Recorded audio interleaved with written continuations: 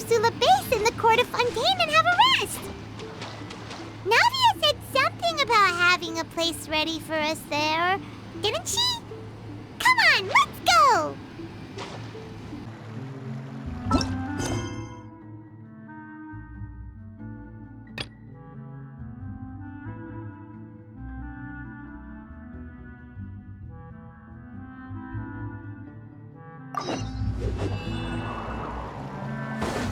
Follow the wind.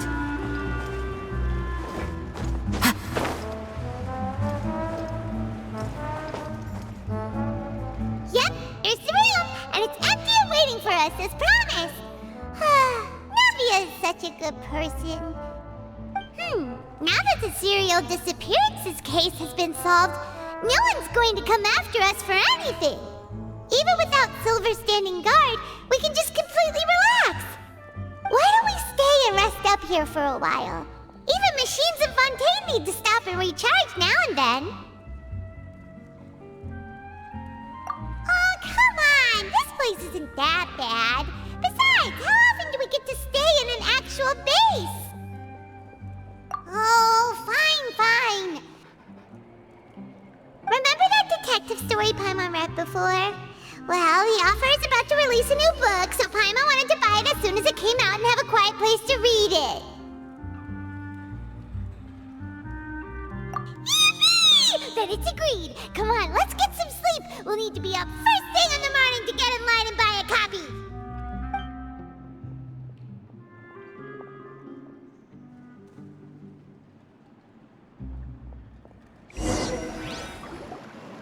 Paimon didn't expect that style at all.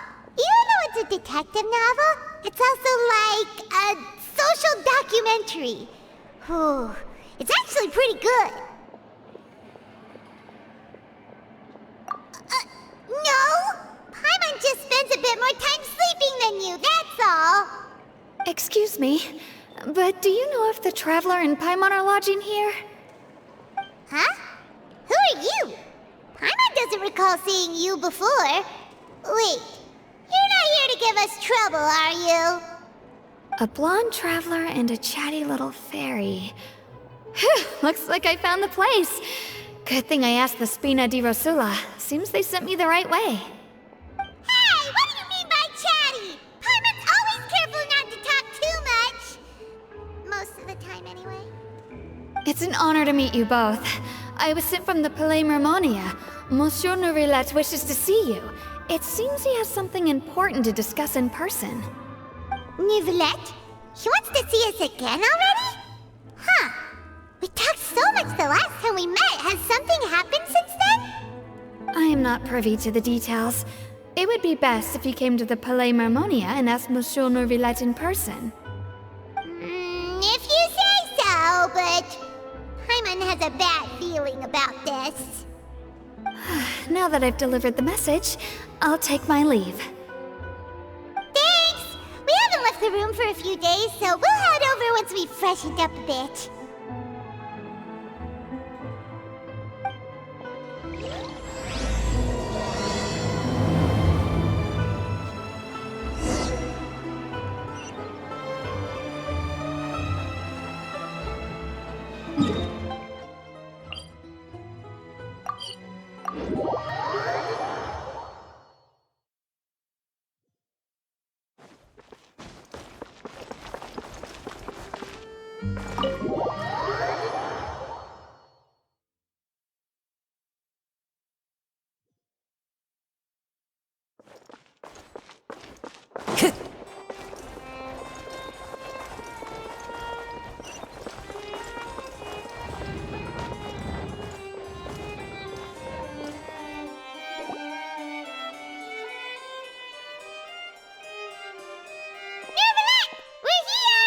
Did you want to see us about something?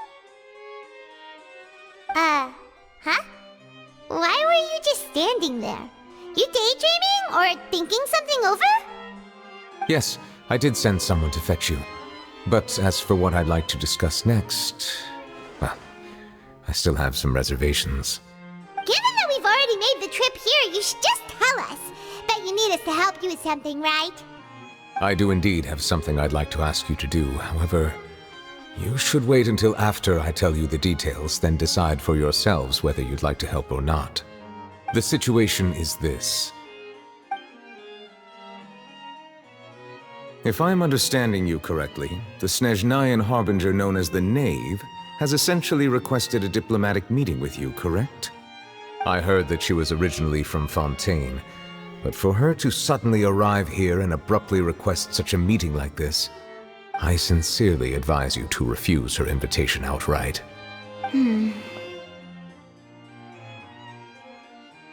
I'm sure you're aware that her purpose is most likely related to Child's recent predicament. We convicted one of the Snezhnayan harbingers in a court of law, but we have yet to provide any form of detailed report on the matter. This does indeed provide an opportunity for Snezhnaya to put pressure on us.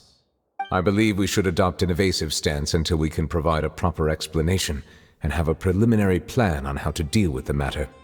No, we shouldn't. I think we should agree to the meeting. Oh? Well, you see, we are the ones that owe an explanation. If we keep putting off the meeting, it could easily result in the problem escalating, right? It's like a fight between two friends. If they don't agree to see each other and talk in person, isn't it possible that the friendship could end entirely? Though diplomatic relations between Fontaine and Snezhnaya could be considered as friendly, it is only superficially so. You wouldn't go so far as to say that our nations are friends, as you did in your example. It was just an analogy. An analogy, okay? Moreover, even if we were to talk in person, if we don't have sufficient information prepared, it is quite possible the result wouldn't be restored relations, but a complete falling out. I don't think we should overthink those possibilities yet. Even if the logic of the divine is not immediately apparent, its wisdom will only be revealed with time. Besides, you'll be at the meeting. If any problems do pop up, you'll have no problem navigating them. I must clarify that interacting and communicating with people outside of court is not my cup of tea. It seems you think too much of me. But more importantly, when did I agree to join the meeting with you? You mean you won't come? No, that won't do. I can't go to the meeting alone. You have to accompany me. I must take you with me. Lady Farina, could there be something else regarding this matter that is being kept from me? No, not at all. Look, I am the Hydro Archon of Fontaine, Focalor, the god of justice who is loved and adored by many. So I only hope that justice will be served in this matter. Don't overthink it. I'll go find someone to arrange the meeting.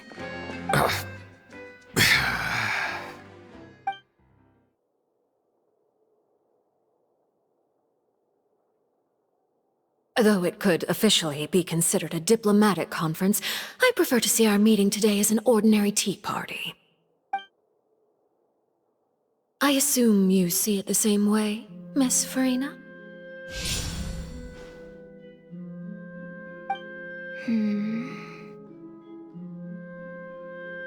Lady Farina? Yes, that's right. Just like you said, a tea party. I should thank you for providing the pastries. They look delectable. To make this tea party even more lively, I've invited someone else to join us today. It's a pleasure to meet you, Monsieur Neuvillette. I was born in Fontaine, so naturally, there's no need to introduce the nation's revered Eudex to me. Hello. The pleasure is also mine. First, I would like to thank the two of you. I'm often away on business outside of Fontaine, and I'm told that the children of the House of the Hearth have been well taken care of by you. Oh, I'm not referring to when my children, Linny and Lynette, were falsely accused by you. Please don't misunderstand. The children of the House of the Hearth are often misunderstood. Perhaps due to the reputation of the Fatui. There's no getting around that.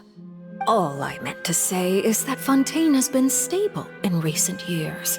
The people are well off and the children lead happy, fulfilled lives. That is something truly worth cherishing, and no one wishes to disrupt such peace. Now then, you have come regarding a matter of child, correct? Well, yes.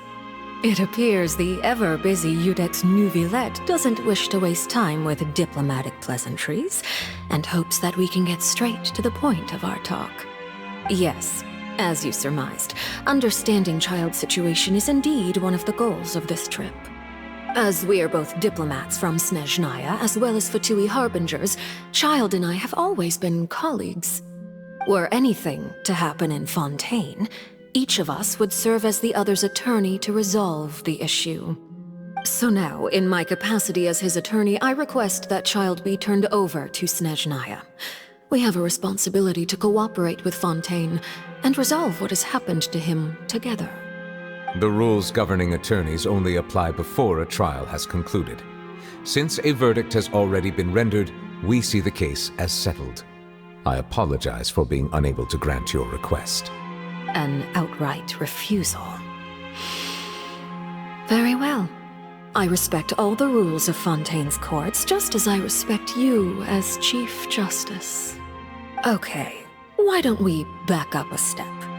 You don't need to transfer Child to us. I only request to enter the fortress of Meripede to see Child and confirm his condition. It's not like you couldn't even manage to fulfill a simple request like that. Right, Miss Farina? About that. The fortress of Meripede has always been completely autonomous. Even we have no authority to interfere there, and diplomatic issues do not suffice as an excuse. However, if you absolutely must confirm the situation of the Harbinger, I have a proposal.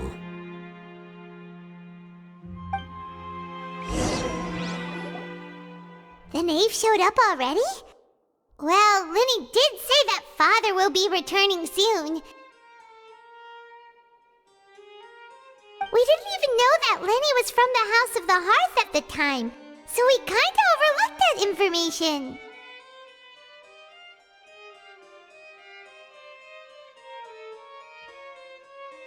Yes, thank you for your kind advice. I'm well aware of the situation.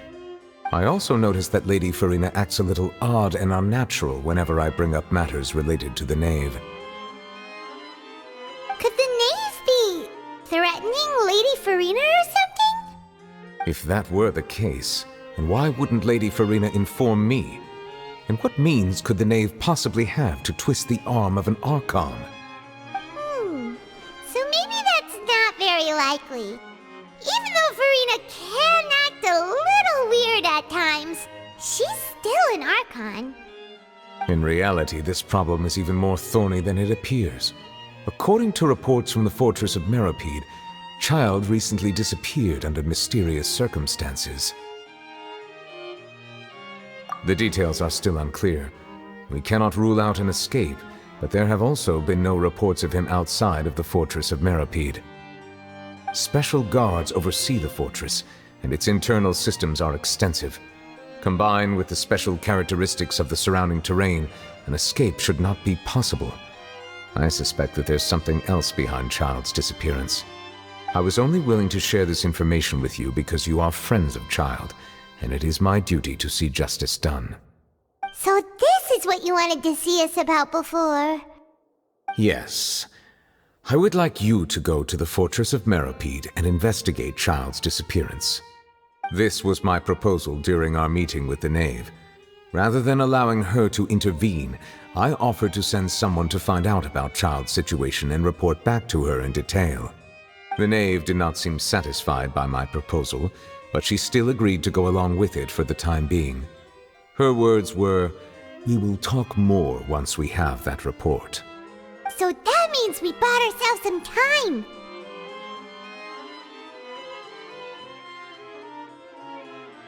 Firstly, you're already acquainted with Child.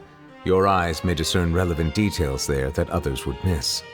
And secondly, is the consideration of the unique nature of the Fortress of Meripede. Isn't it just Fontaine's prison? I would not define it so crudely. The Fortress of Meripede is not affiliated with the court system of Fontaine on paper. It has always existed as an autonomous entity. Early in Fontaine's history, criminals were punished with exile, not imprisonment. Even today, sentences against convicted criminals still include exile, just as before. The Fortress of Meripede may seem like a prison, but it should in fact be regarded as a gathering place for exiles. All we do is dispatch guards to keep watch and help maintain security, but we have no right to get involved with any other matters. Although I do have a personal relationship with the administrator there, neither myself nor the courts have the right to be directly involved with the investigation, no matter how serious the grounds. Oh, Paimon gets it now. That's why you need us to conduct our own investigation as a third party, right? Correct. I will arrange false charges against you so that you may secretly investigate inside the fortress during your detention. This will save us a lot of unnecessary trouble. So, are you two willing to accept my proposal?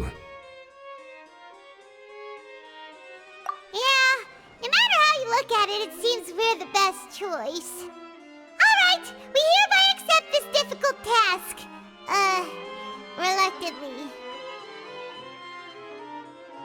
You two have my sincere thanks. This matter is of critical importance to Fontaine's current situation. Also, I hope that both of you can keep this operation a secret. We will rendezvous at the Fortress of Meripede's entrance on Erinius once you've prepared yourselves. I will arrange for someone to take you inside. Prepared ourselves? Is there something we need to prepare? Perhaps you could enjoy a good meal and have a nice bath. I'm afraid that living conditions inside the fortress are nothing like those on the outside world. Oh, right! Even though we'll be there on trumped-up charges, we'll be in prison for real. On second thought, is it too late to back out?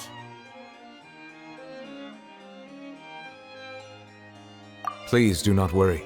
Since you are sacrificing both your time and quality of life for the sake of delivering this report, you will be compensated according to the highest standards permitted to legal staff, regardless of the outcome. Now that's more like it! Come on, traveler, let's go eat the best meal we can find! We'll eat so much that we won't need to eat another meal for a whole month! You're a treat! Are you leaving now? In that case, please take this cake as a token of my personal gratitude.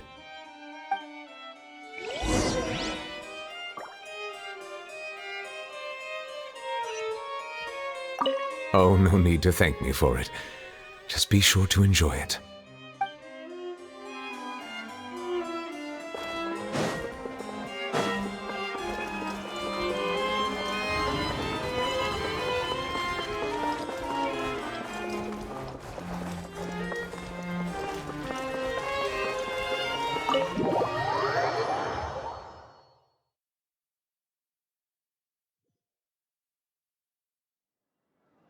Time to go.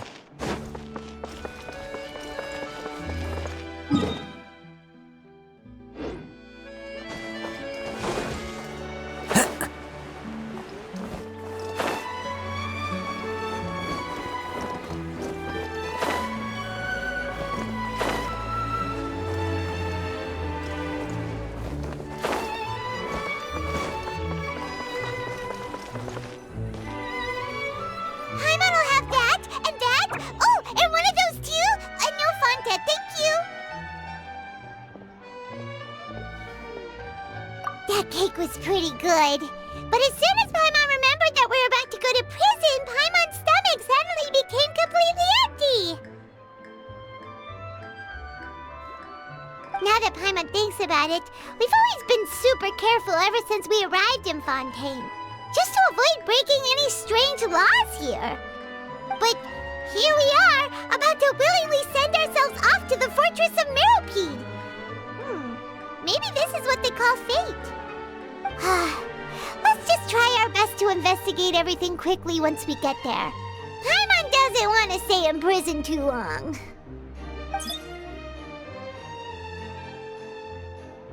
Oh, what is that I hear? Is it the taste of a breaking story? Hey! You can't hear a taste! And what are you doing here, Charlotte? Oh, don't remind me. I invited an eyewitness to a case to eat here, and I was planning to get some great material out of him. But he didn't even show up. Ah, calm down, calm down. This is nothing new. As a journalist, you should be used to this by now. And as long as you can score some juicy tidbits from the Traveler, you might still be able to recover the cost of the meal. You know we can still hear you, Charlotte. Never mind. It's nothing. I just heard you mention the Fortress of Meripede. You didn't commit a crime, did you? Please tell me all about it. No way! We would never! We're just going there to...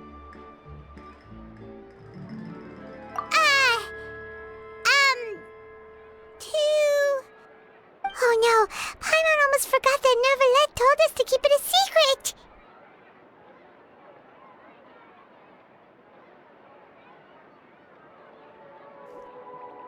Huh? You're being arrested for that? Oh, but now that I think about it, I suppose that's not completely unreasonable. That's pretty despicable, almost as offensive as committing theft. You mean Paimon really did something that serious? Sorry, Paimon really messed up. Well, in that case, it's nothing particularly newsworthy after all. Oh, how disappointing. Oh, right, there's still a chance. Since you're going to be at the Fortress of Meripede, would you be willing to help me gather some material for a story? About that, Paimon doesn't think we'll have any time. Oh, it's nothing difficult. All you have to do is think of a way to get some time face-to-face with the warden of the fortress. He was awarded the honorary title of Duke in Fontaine. Sounds really cool, huh? Only those who have made significant contributions to the nation have been conferred this title. It's incredibly rare. On top of that, the Fortress of Meripede has never been under the jurisdiction of the courts.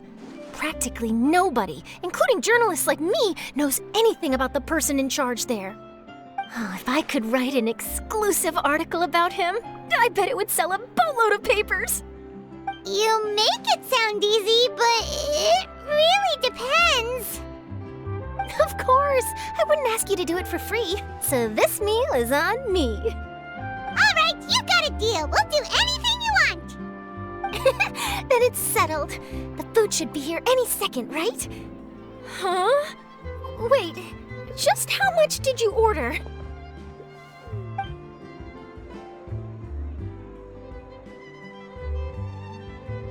Oh, Paimon's so full. Well, guess we have nothing to regret now, so let's get going. I had no idea you could eat so much. That didn't go according to plan. Please, please, don't forget about the material for my news article.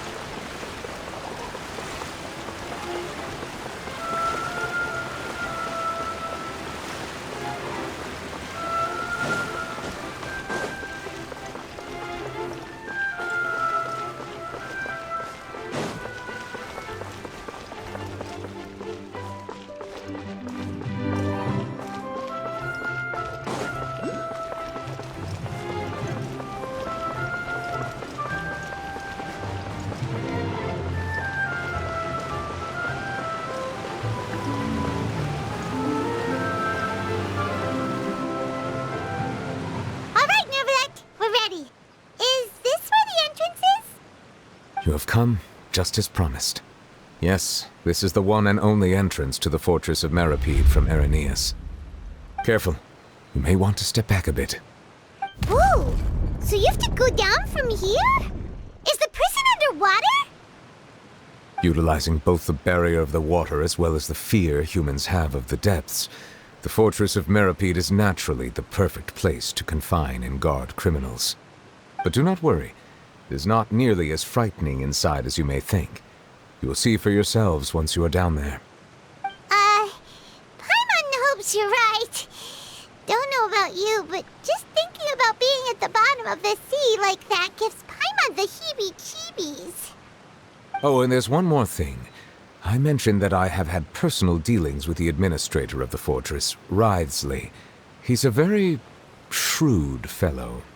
Yeah, we heard about him too. He's that Duke, right? Correct.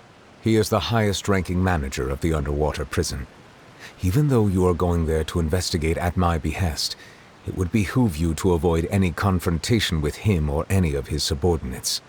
The Duke rarely ever leaves the fortress of Meripede, but that does not mean he is not privy to all that is happening inside and outside the fortress. He is quiet, but not unaware, so please bear that in mind.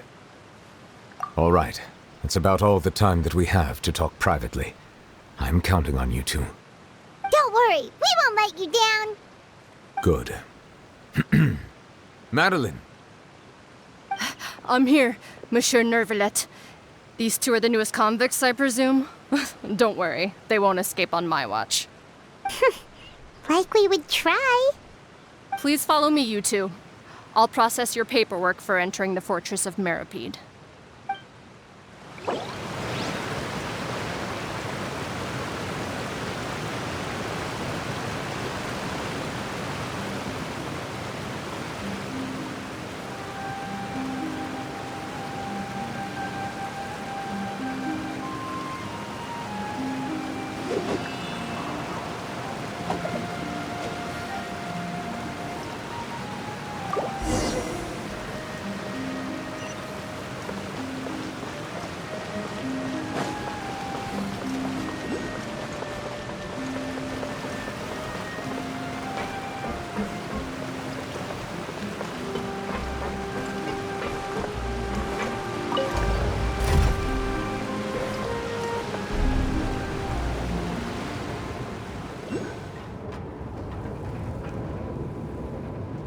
Are we already underwater now?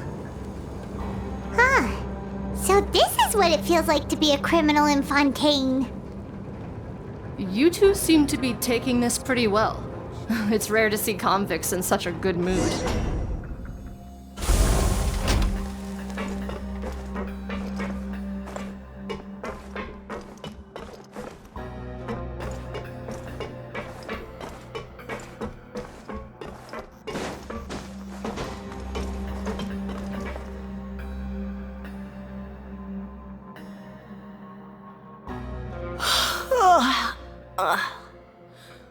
Oh, it's you, Madeline. Why'd they make you make the trip down here today? Monsieur Nervalet personally requested I escort these two convicts. I suppose he was concerned others might not be up to the task. Well now, aren't you the lucky one? Must be nice to be on good terms with the big shots like the Chief Justice. The only people I get to see every day are the new inmates. Well, have you tried service with a smile? Who knows, it might help your professional reputation. Yeah, right. As if. Every criminal comes through here looking miserable. How can I smile with such a toxic work environment? And even if I did smile at them, the convicts would probably just think that I'm some freak getting some kind of twisted enjoyment from their pain. Oh, she's got a point. Well, I've finished transferring you. You two will register here, and Marette will guide you through the remaining procedures. Yep, I'll take it from here. You head on back to that bright and sunny world above. Okay, let me see. You are the Traveler and Paimon, correct? That would be us. Let me confirm your charges and sentence. Let's see. You two are charged with eating a cake specially prepared for the Archon by a Snezhnayan envoy without the Archon's permission, thereby incapacitating the political center of Fontaine for a brief period. Sentence: 45 days? Huh? Wait, you mean the cake that Nervalek gave us was... Just looking at the charges, it seems you two are capable of causing some serious trouble. And considering how fond Lady Furina is of sweets, this crime is tantamount to trying to assassinate the Hydro Archon herself. Now I've seen everything. Anyway, we still need to finish processing you before you can enter the Fortress of Meripede. Please stand in front of the board over there. I'll take your mugshots with my camera. Oh, all right. But be sure to catch Paimon's good side.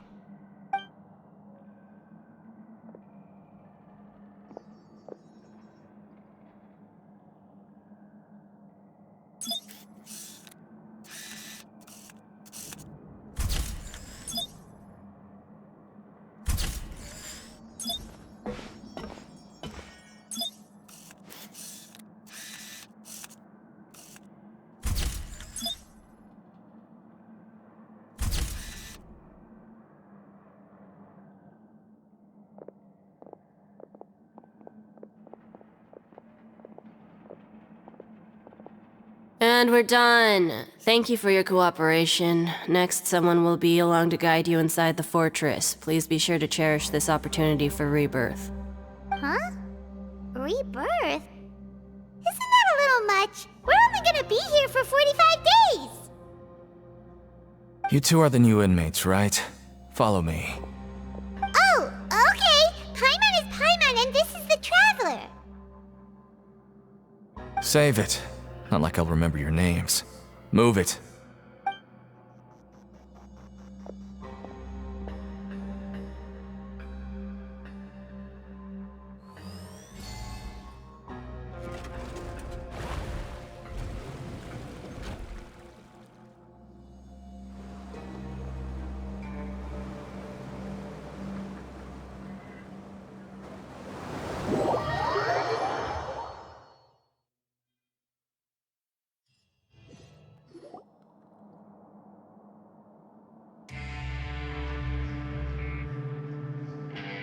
So, are you one of the guards here?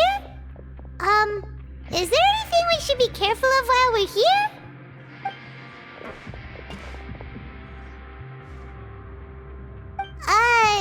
Did Paimon already ask something she wasn't supposed to? Why should I tell you anything? What's in it for me? This is exactly why I can't stand new fish. I wouldn't even be doing this if it weren't for the credit coupons.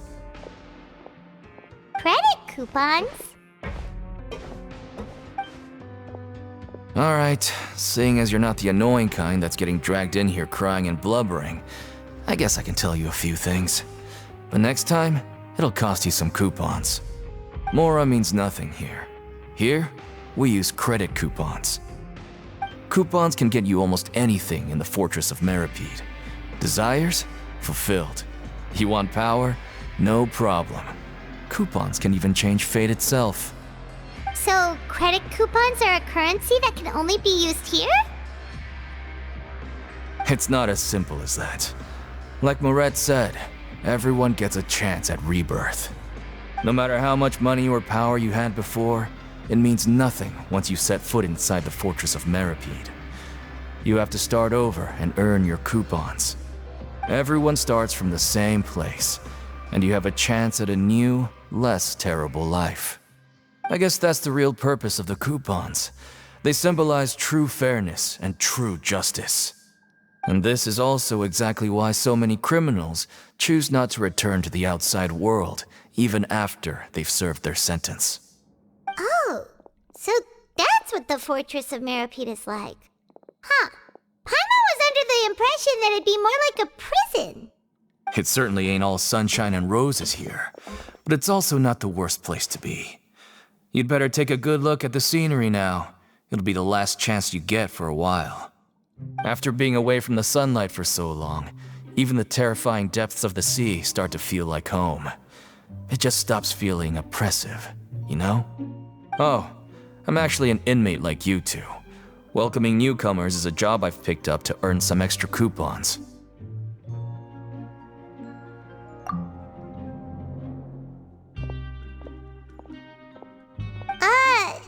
Why aren't you answering us again? I've told you enough for free. Any more info is gonna cost you. So all you care about is Mora! Wait, no. Coupons? Almost there. It's down through here. Your turn to give it a try.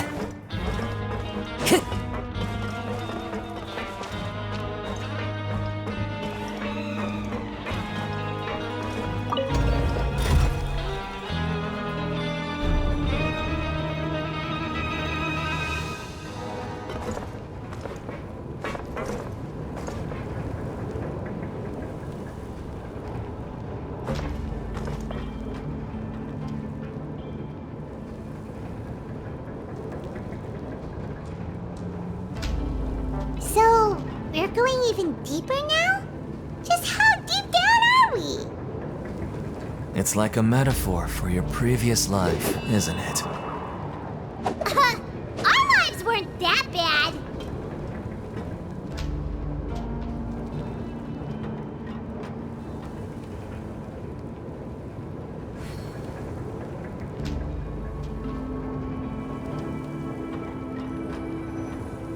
The scenery is wonderful.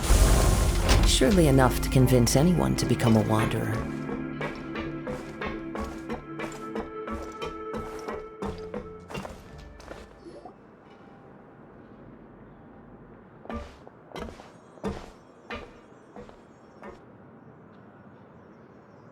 So this is the actual entrance to the Fortress of Meribed? Huh. It looks like there are other new arrivals, too. Oh, they sure don't look happy. Maybe we look too relaxed for fresh convicts. Oh, right. We're on someone else's territory now. We need to think of a good way to act like criminals to get by. If we're discovered, even Neuvillette might not be able to rescue us. Hey! Don't scare Paimon! Oh, Paimon's not ready for all this! Look, I don't really know you, and I have no idea what kind of crime you committed, but... You wouldn't have happened to anger someone important, did you? Someone important? Paimon doesn't think so. Wait, why are you suddenly trying to talk to us now? Now's not the time to worry about that. Anyway, it's over there, so... You just go on over there by yourselves. I've done my job, so... Good luck.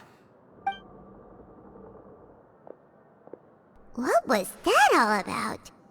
Wait a second. Are there usually so many garter mechs around here?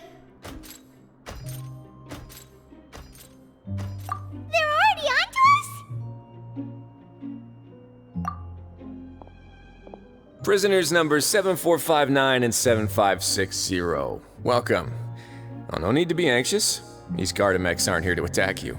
In fact, they're here as your honor guard. When I heard that you were friends of Monsieur Neuvillette, I had the Gardamex come and wait in formation. Wait, you know about our connection with Neuvillette?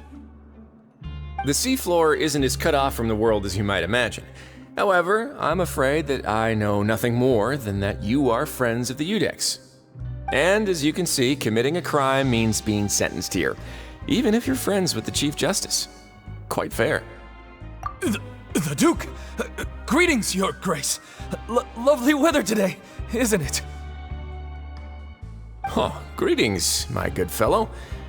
Well, I'm willing to imagine that the weather is as good outside the sea as you say it is.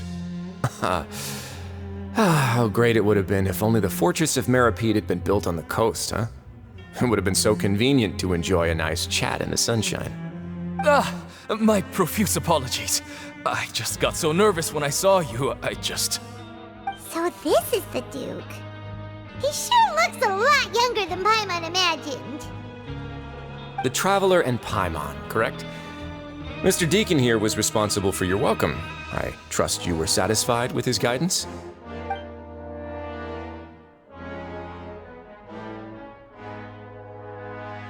Outstanding! Well, Deacon, I recall we discussed fate during our last work meeting, I believe that fate will reward all those who take every aspect of their work in life seriously. When you return to your bunk, you'll find the guards have issued some extra credit coupons to you. Oh, thank you. Thank you, Your Grace. Oh, and you too. I can't believe you gave me such praise. If you need anything in the future, anything, please, come find me anytime. No credit coupons necessary. Well, I believe that concludes the introductions. We've already taken enough time here. Deacon, if you would. Yes, Your Grace. I'll take my leave now.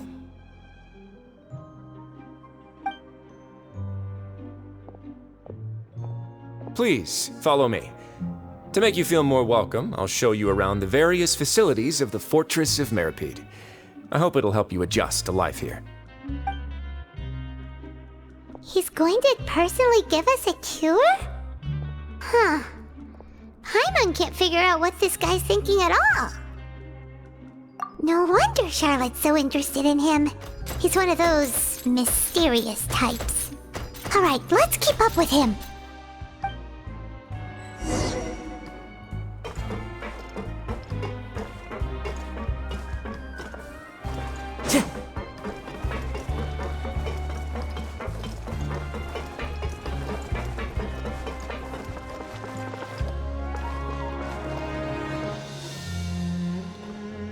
There's no need to be so reserved.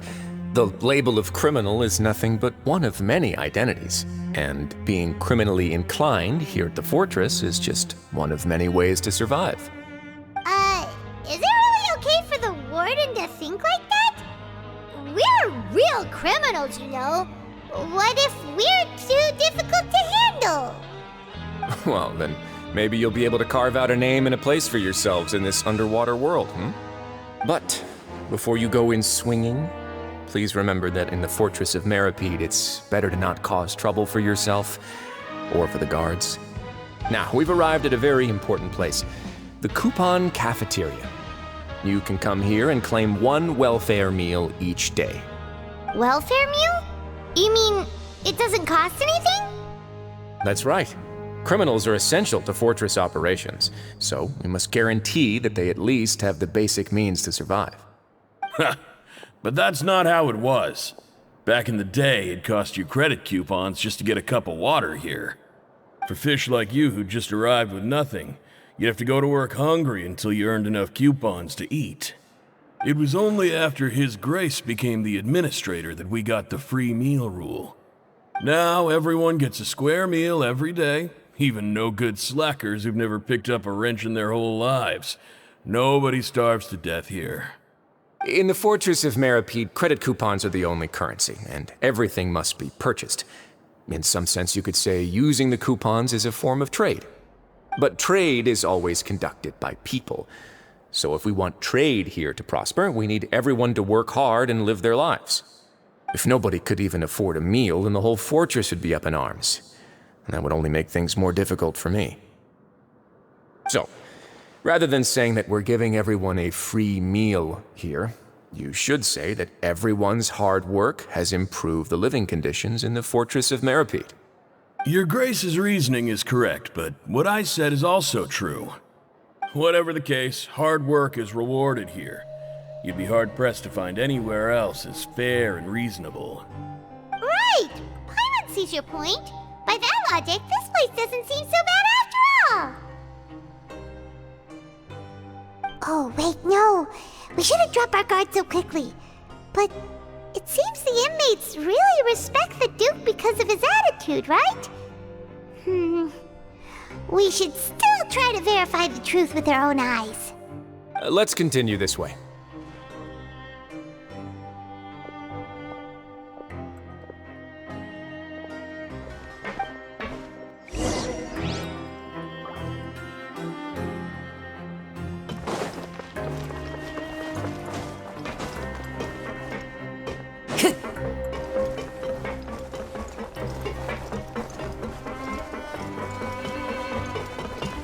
Follow Tia!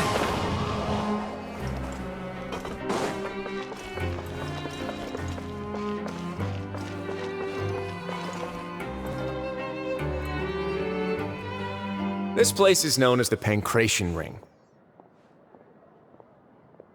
Sometimes we have criminals who have more energy than they know what to do with.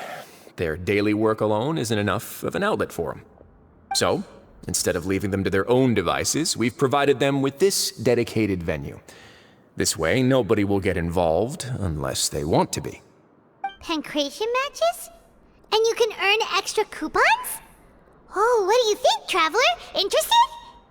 But I must warn you that your sentence will be extended if you fail to restrain yourself and end up seriously injuring or killing your opponent.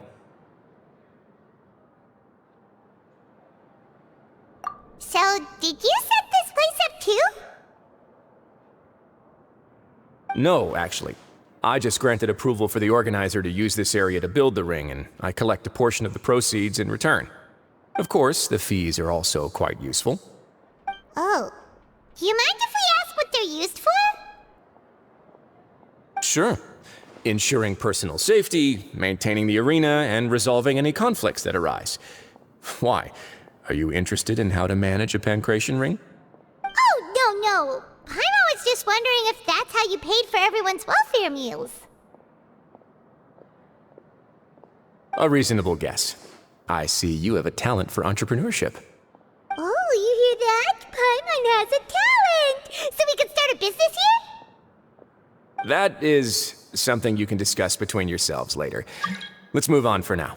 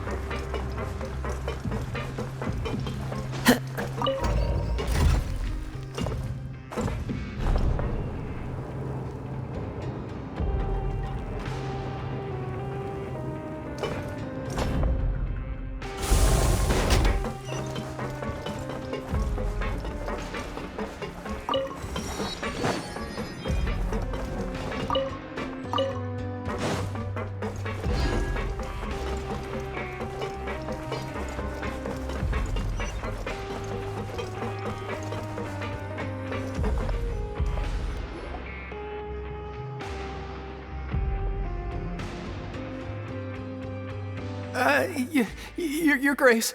Good morning. I mean, good afternoon. No, wait, what time is it again? What time indeed? Time waits for no one, so it's best to keep an eye on it. My apologies, Your Grace. Jeez, that guy's so nervous he almost forgot to breathe. Sorry. Forgive my manners. These are the dormitories, which is where inmates sleep. The guards will inform you where your bunk is later. In the Fortress of Meripede, criminals usually spend most of their time in either the production zone or the sleeping areas. The production zone? What does it produce? Is that where we'll be working? Not necessarily.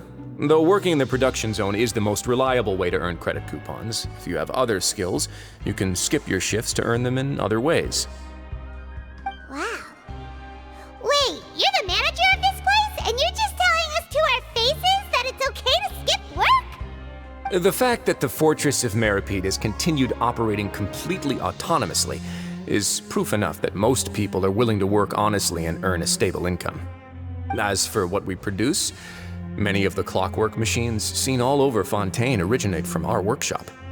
Therefore, the Fortress of Meripede is not only a place where criminals serve their sentences, but also a giant machine factory. There's no need for me to get into specifics about the production process now. You'll experience it all firsthand when you report for work tomorrow.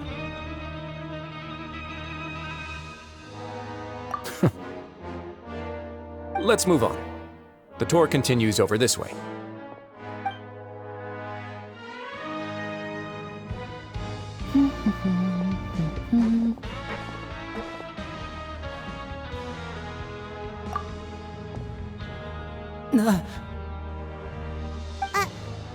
Oh! Oh, you really scared me there. I didn't expect to see you here, Your Grace. I thought maybe I was so tired from work that I was starting to see things. The only thing you should be seeing is the work in front of you. Stay focused and keep up the pace. Oh? Is something the matter? It's nothing.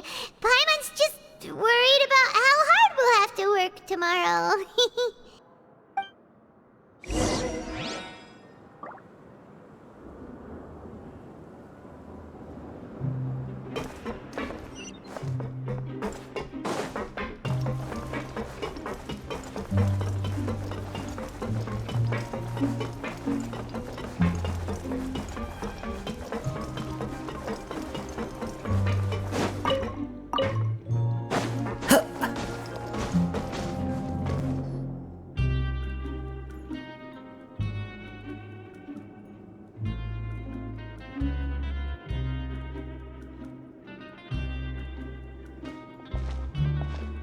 Your Grace? What are you doing in the infirmary at a time like this? Oh no, you didn't injure yourself, did you? Not yet, unfortunately for you. But thank you for your concern, Sigewin. Oh, then you must be here for those two. Allow me to introduce you. This is the infirmary, and Sigewin here is the Fortress of Meripede's head nurse. Hello, new faces. They call me the head nurse, but I actually handle all the nurse-related work all by myself down here. Since you seem to have some rare downtime with no patients, perhaps you could find the time to join us for dinner? Oh, then these two must be some important convicts. Sure, I'll join the welcome party. Thank you. Your presence will be the pièce de résistance for today's tour. Oh, so the tour part is over now? I believe I've already covered the primary aspects of life here in the fortress. As for your work, there'll be someone else to guide you through the details. Is there anything else? I seldom conduct tours, so why don't you just ask if you have any questions? Well, this is our first time here. Paimon's not sure what to ask. Then let's head back to the coupon cafeteria. Maybe a meal will help you think up some questions. You should at least try to be excited. Our free meals are actually pretty good here.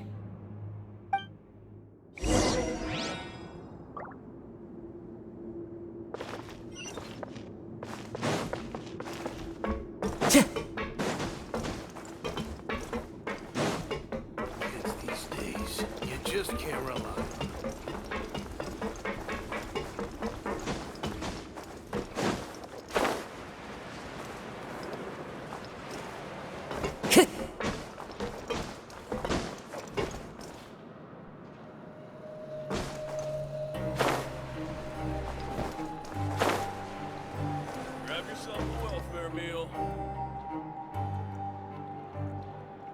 What do you think of the food? Does it meet your expectations? Wow, it looks delicious! Neverlet made it sound like living conditions in the Fortress of Meripede wasn't very good. Who would have guessed that criminals get to eat tasty food like this every day? Oh, isn't that the meal box that only super lucky people manage to draw? Seems like you two are quite fortunate.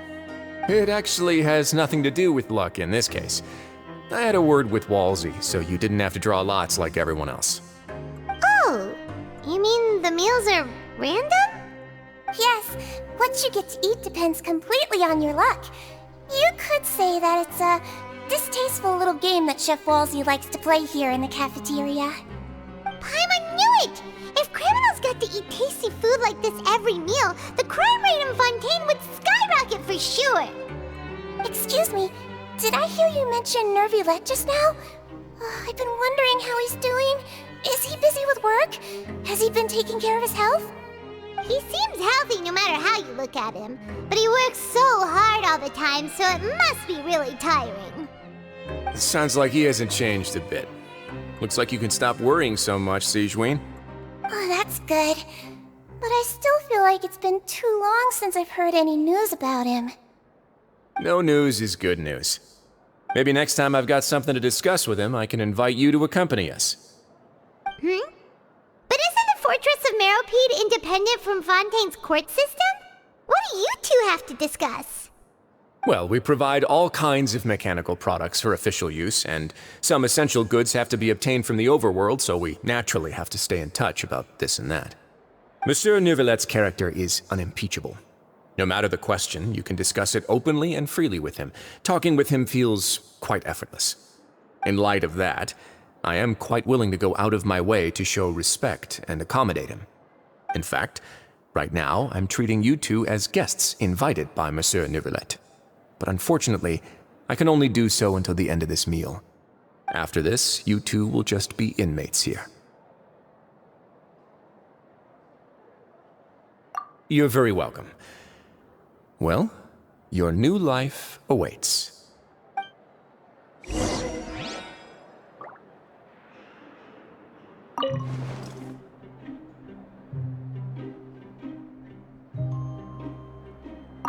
Are you finished eating?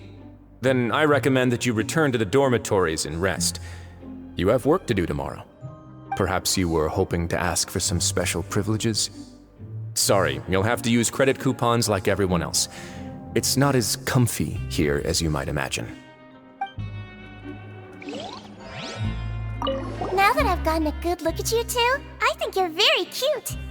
After all, Heavy is the head that wears the cutesy crown. I guess I just want to say, just take care of yourself and don't get hurt.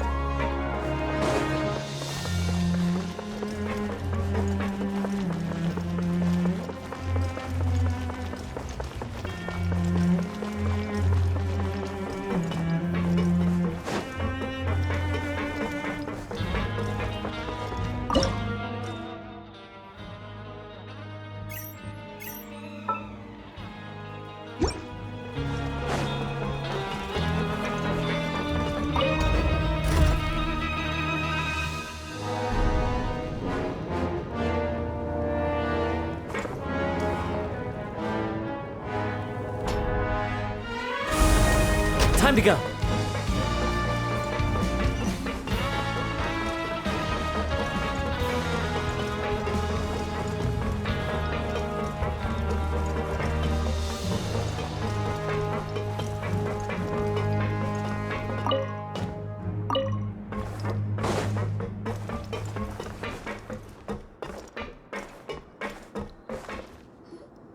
The Traveler and Paimon, right? Listen up. As new inmates, the only thing you need to worry about is what to do and when to do it. Don't make any extra trouble for yourself. Your bunks are right over there. Follow me.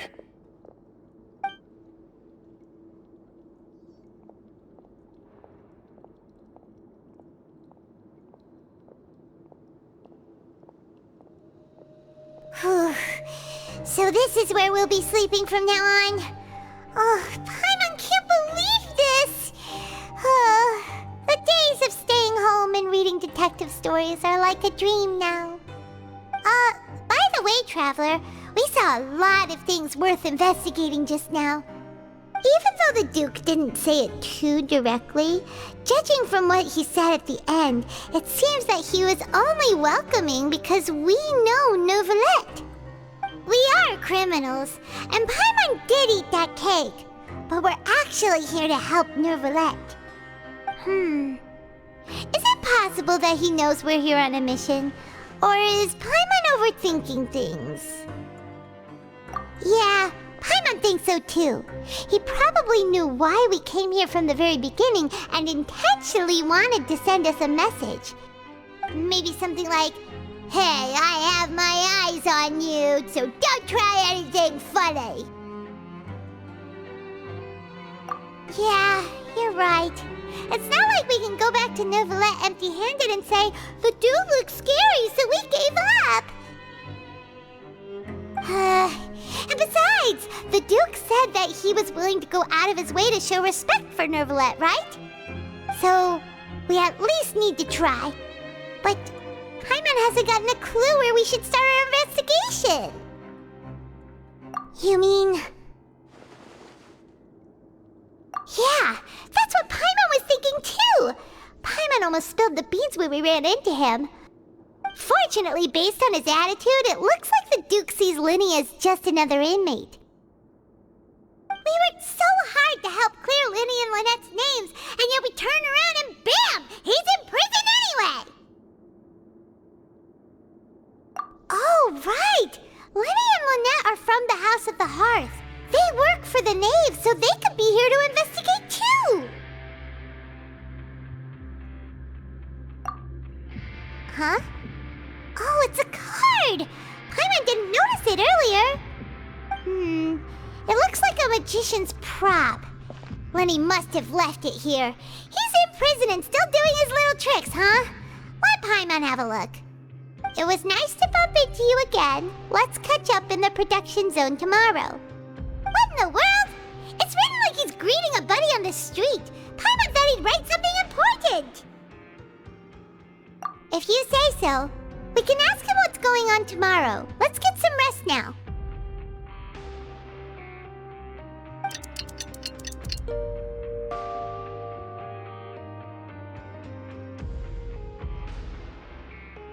Hey, you're finally awake!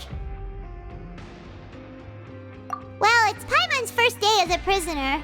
Last night, Paimon dreamed about getting interrogated by the guards until Paimon told them everything, and then Paimon woke up.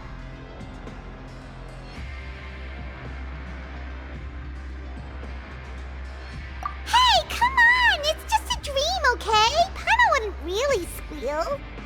Maybe. Hey, lazy bones. What are you still doing here? If you don't want to starve, then get yourselves over to the production zone. Sorry! We're going right away!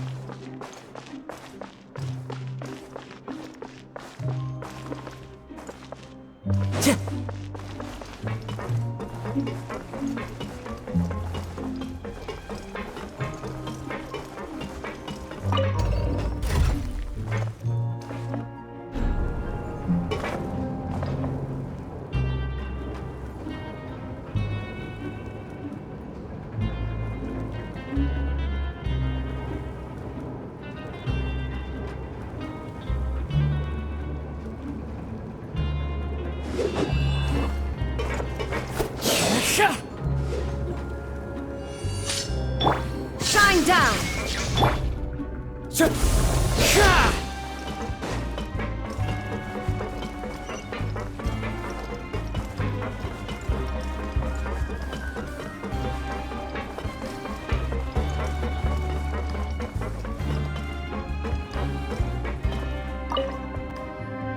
Ah, you must be the catch of the day.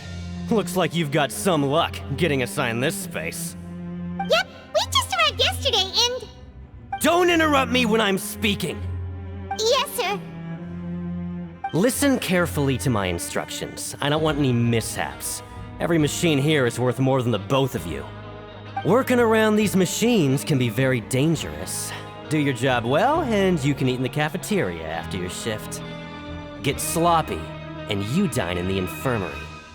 Anyway, the Fortress of Meropide doesn't want to lose a single one of its machines. And it also doesn't want to waste the production potential of any inmate. You got that? Got it! Your job is to use the machine over there to process widgets. Watch carefully, and make sure you step on the pedal at the right time. If the machine gets jammed, then give it a little maintenance with your fist. Here, take this. Bring me the processed widgets, and I'll give you some credit coupons in exchange.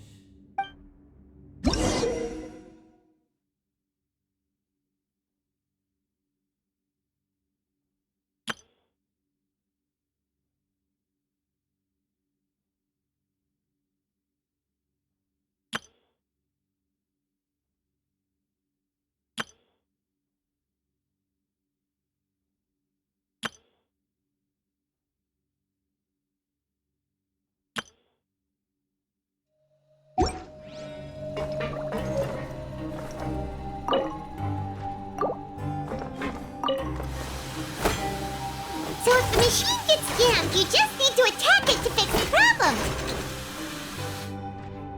Once the widget is hot enough to glow, jump to step on the pedal and hit the widget with the hammer.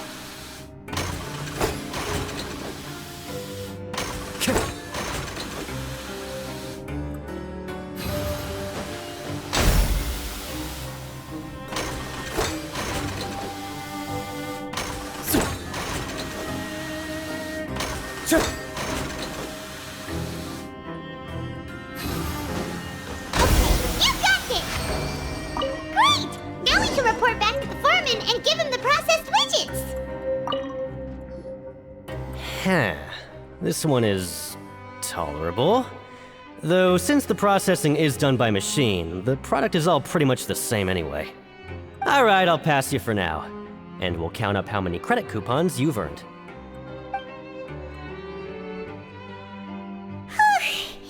Paimon's exhausted. We're done now, right? Oh, that foreman. He's so scary that Paimon couldn't even speak.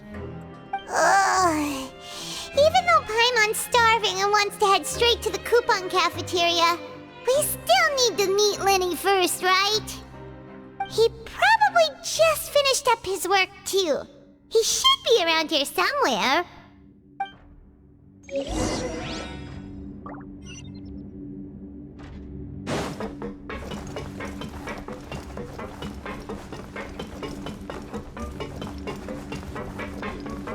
Lenny? Mr. Magician? Where are you? Oh, this had better not be some disappearing act. He doesn't seem to be around here. Let's try looking somewhere else.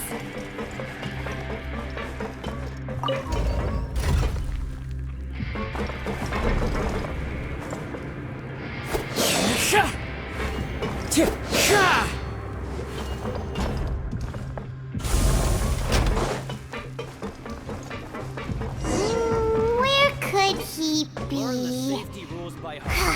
Did he decide to slack off and sleep the day away?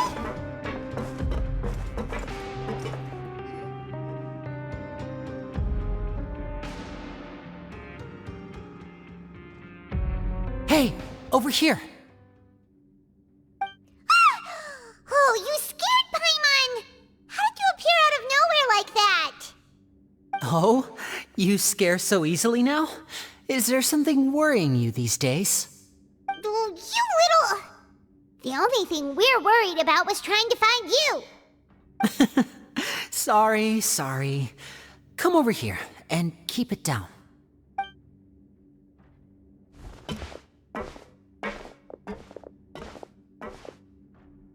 Oh, Lynette! You're here too! You two really are inseparable. That's right. My brother simply can't stand to be away from me. It's not just Lynette. Fremine is also here. Do you still remember him? Oh, you mean that diver from the House of the Hearth, right? Paimon remembers seeing him in the court of Fontaine before. Now hurry up and tell us, how did you end up as criminals this time?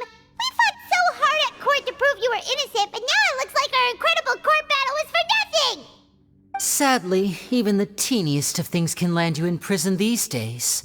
I put together a street performance and used the popularity we gained from the Opera House incident to attract a big crowd. And then? Next, I invited several audience members to participate in the show. And then, with the entire audience watching, their wallet suddenly disappeared. My brother was charged with theft, and I was charged as his accomplice, having assisted him in his crime. It really isn't that bad. The missing wallets are all in the leftmost drawer of the Maison Gardiennage's big filing cabinet. We just need to see how long it takes to discover them. Yep, we should be released then. In terms of the magic trick itself, I think the performance went perfectly. Leave it to Lenny to magic himself into prison. Indeed. Last time I hid my identity from you, I promised that I'd tell you absolutely everything if you were angry about it. No more secrets. So I don't plan on keeping anything from you this time either. At the moment, the House of the Hearth's interests don't conflict with yours at all. We were instructed by the father of our house, the Knave, to come here and conduct an investigation. Told you so! See? Paimon guessed right. As for what we're investigating, perhaps you haven't heard, but the fortress of Meropide hides a secret. Some even say that the entire fortress exists just to protect it. The House of the Hearth has been investigating this for a very long time, trying to uncover its mysteries. But recently, all of our informants, including the ones that had infiltrated the guards, suddenly vanished and have not been heard from since. We believe that this is a direct provocation, and it's the reason why we came here. Father has somehow managed to confirm that Focalors does not have Fontaine's gnosis. Huh? How did she manage to learn information that important? Father has her ways. Many of them are beyond our imagination, and we've never had the chance to see her at work. But we trust her conclusions. It was this information that led us to suspect that Fontaine's gnosis might be in the fortress of Meropide and is related to that secret. So it's all about the gnosis again. Well, that's about it from our side. How about you two? Did Monsieur Nervulette send you here? Bingo! The Knave has been applying a lot of pressure. She wants to know what happened to Child, so we came here to investigate. Traveler, are we allowed to tell them?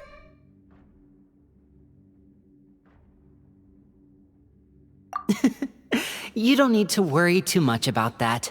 She's just asking for a report on Master Child's predicament as a means of pressuring you. Father used this situation as a pretext to negotiate with two high-ranking officials in the court of Fontaine. She actually just wants to be able to make concessions on this matter for gains elsewhere, almost like a bargaining chip. Sometimes you need an excuse to do things you otherwise couldn't. And a harbinger is more valuable than you might imagine. Of course, it's not a complete farce. If we do manage to find out what happened to Master Child too, then diplomatic relations with Fontaine could improve, and Snezhnaya might even be able to adjust its stance a bit. Is it just Paimon, or does it feel like we're the only ones who actually care about Child's situation? The relationship between the Harbingers must be as bad as ever. I wouldn't go that far. Father just has different standards than we do when it comes to what can be sacrificed for an advantage. By the way, I have a suggestion. why don't we team up? Even though we have different objectives, we're both here to investigate the fortress of Meripede. It would be more efficient for us to work together. As you know, the House of the Hearth has many reasons to seek the Gnosis, but our highest priority remains resolving the prophesized crisis. You can trust us on that.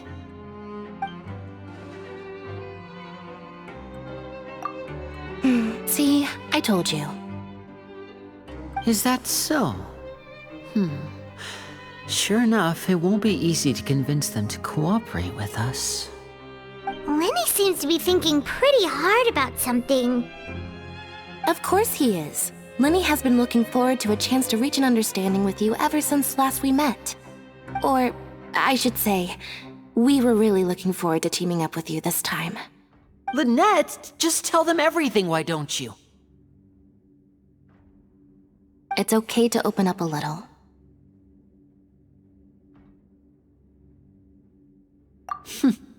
Very prudent of you, and consistent with your behavior since we first met.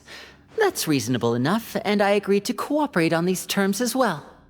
I was prepared for the worst, but you were actually more agreeable than I anticipated. All right then, there's no time to lose. I have some information to share, so listen carefully.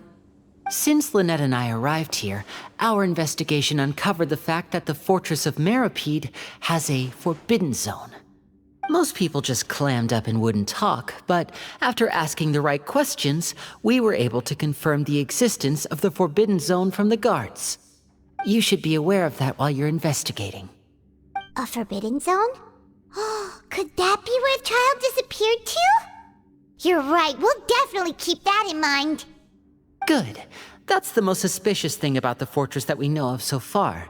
We have a few other unanswered questions, and we'll be investigating those as quickly as we can. Anyway, I hope you find our information useful at least. Oh, look at the time. You two must be hungry. You should go to the coupon cafeteria and get something to eat. I'll use my cards to get in touch with you again in the future. Oh, that's just what Paimon wanted to hear! Paimon's starving after all that work today. We can talk more about the investigation later. Let's go get some grub!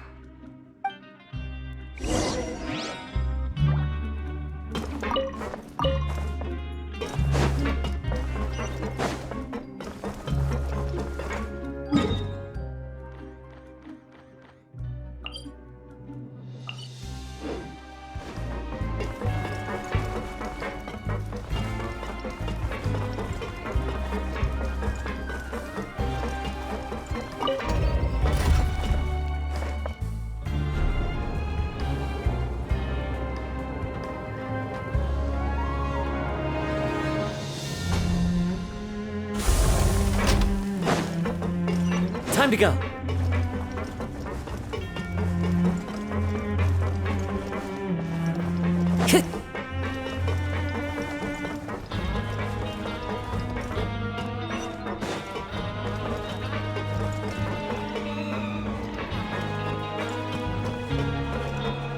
Time to go.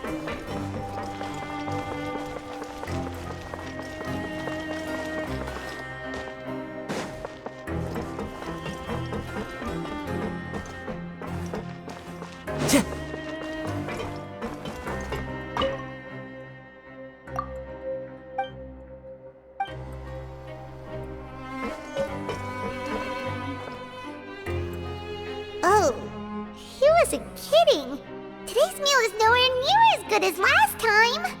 Oh, who knows how long it'll be until we're lucky enough to get that super tasty meal again. Forget about it then. We'll just deal with the regular food for the time being. Let's just get out of here as soon as possible. But life here doesn't seem all that bad. Other than the foreman being kinda mean and the work being pretty tiring. You think so, mate? If I had a coupon for every fish who said that. Seems you fishies still haven't learned your lessons from your life up on the surface. If you take things at face value, then by the time you reach a dead end, you won't even know how you ended up on that road in the first place. I like your attitude. I can, let you in on a little something. Everyone's been telling you to just follow the rules and not cause any trouble for yourself. Am I right? But what they don't tell you is that the rules aren't exactly what they pretend to be. The rules for being a prisoner. The truth is, this place has a lot of hidden rules. Huh? Hidden rules? What do you mean? Not everyone knows about those rules, but whether you know them or not, once you break one, you might encounter something even worse than death. Really? Oh, now you're really scaring poor Paimon. Don't joke around like that! Of course. And I'd say that just disappearing would be one of the better outcomes. Oh, you mean that if there really are hidden rules, then Child's disappearance might have something to do with that? In that case, would you tell us some hidden rules? We definitely want to avoid breaking them. Come on, mate. This is valuable information. The difference between life and death. Do you really think you can just ask and I would tell you? Paimon understands, but we don't have many credit coupons yet. Yeah, I know. Not like I'm going anywhere. Just come talk to me after you've saved enough. Moreover, you're new fish, freshly caught, and completely out of your element. What'd be the point in even telling you anything before you've gotten a handle on your new lives? Come and find me once you've been here longer. I'm usually around the rag and bone shop. Just call me V-Doc. Bye-bye now.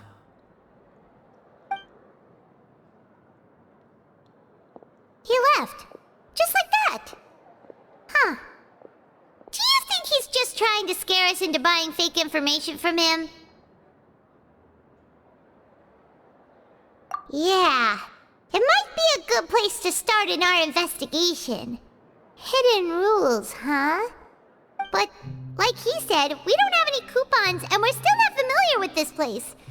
Oh, there's nothing we can do about it now. We were so busy talking, we almost forgot to eat! Even if it's not the best, it's probably better while it's warm. Come on, dig in before it gets cold!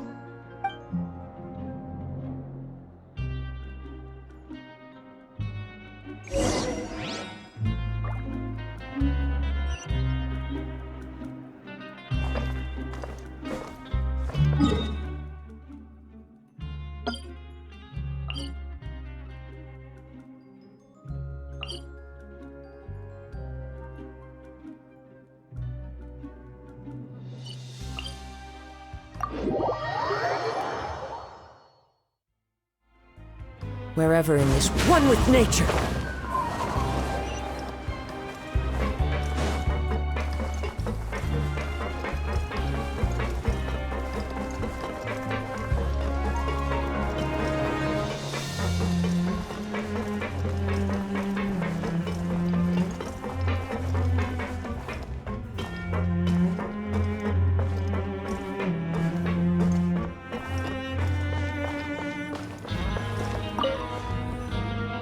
So Paimon just confirmed with the guards that our shift is set for every morning, and we're free to do whatever we want all afternoon.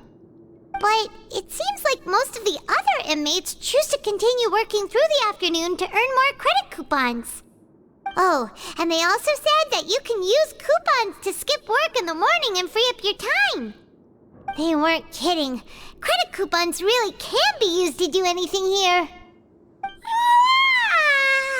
Paimon's so tired. And we'll need to wake up and go to work in the morning. Without any credit coupons, it's not like we can really do anything else. Nighty-night, Traveler. Paimon hopes we can keep making progress on our investigation tomorrow.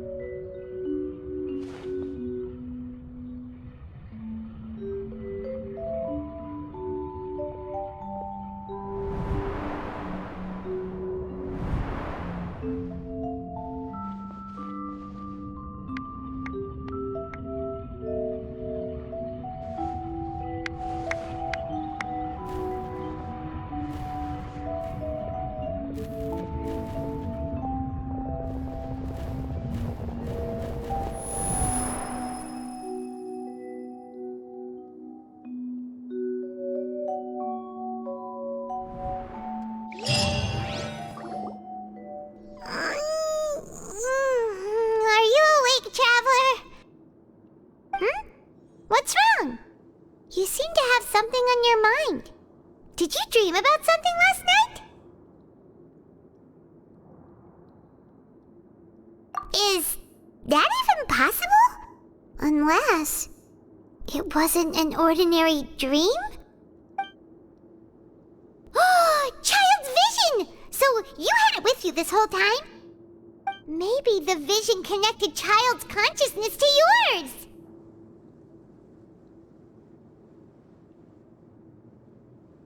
And our investigation has its first major breakthrough! Good thing you brought the vision with you here.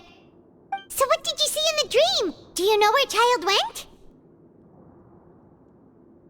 Huh. Okay. Well, hopefully it'll be a bit more helpful in the future. What's more important now is that it's the start of another new day as prisoners. Let's do our best to earn more credit coupons. What's the plan for today?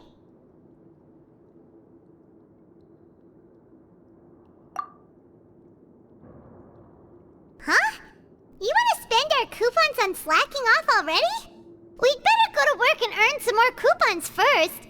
We'll have more room to relax once we've got some spare coupons to fall back on.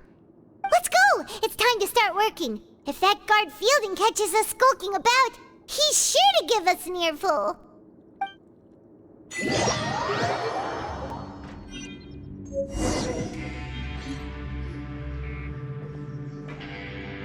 Look who decided to show up! Get your butts in gear and get to work. Time's a-wasting.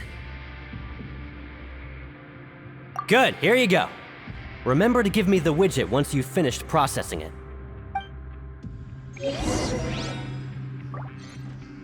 Why aren't you allowed to working? And don't go walking around with the widgets.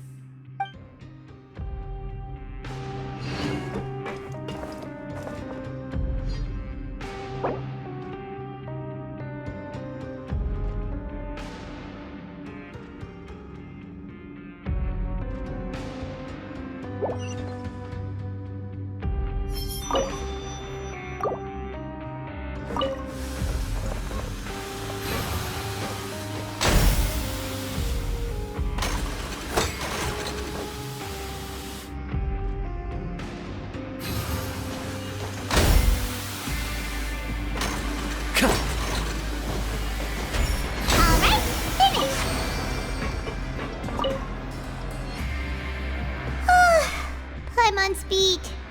But after so many shifts, it seems we're really getting the hang of it now. Hey there, fellow shift mates. I saw you finished your work, so I thought I'd come over and say hi. Oh, hey there! We've seen you before. Your assigned workspace is really close, isn't it? That's right. The name's Rowan.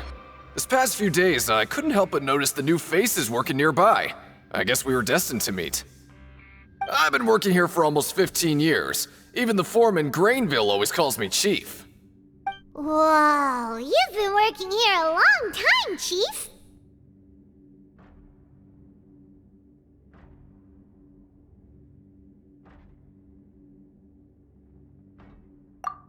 Hey, not so loud. If there's anything you'd like to know, just ask me. I know the work here in the production zone better than the back of my hand. Alright, Chief, we'll be sure to come to you first.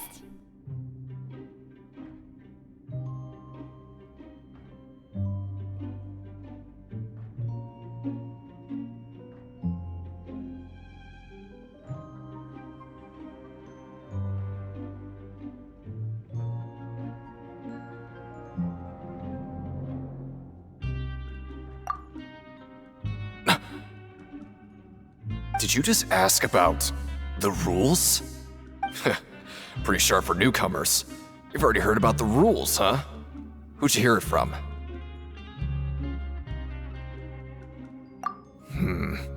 Alright. Seeing as I'm the one who came over here, you're already calling me Chief, I guess I can tell you a little.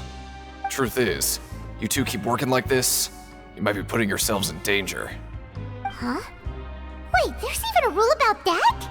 What would have happened if you never told us about this? Well, it's usually not that easy to break one on accident. The conditions of the hidden rules are usually pretty specific. But once you do break one, bad things happen. If you work continuously in the production zone for 3 days, and if all you do besides eating and sleeping is just work, then something bad will happen during lunch on the 3rd day. Huh? Like what? Oh, don't scare Paimon! If I knew that, then I wouldn't be standing here talking to you, now would I? You mean, even you have never tried working 3 days like that before? There's actually a legend about this rule. They say that there was a worker who worked way harder than me. He was both efficient and eager on the job, and most other workers couldn't hold a candle to him. One time, he tried to test his limits and worked as long as he could. Then during lunch on the 3rd day, he disappeared into thin air, as if he'd evaporated. Later, some people went and asked some of his past friends about him, but they said, never heard of the guy. What the? How could that happen? Unfortunately, we were assigned different production zones. I never saw for myself what he looked like. Wait, are you thinking that it was... Huh? Oh?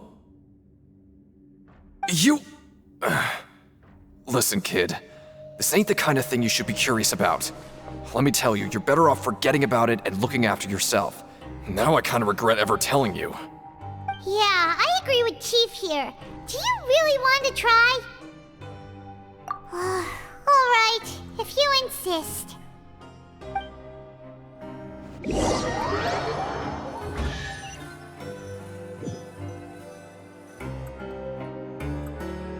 Whoa!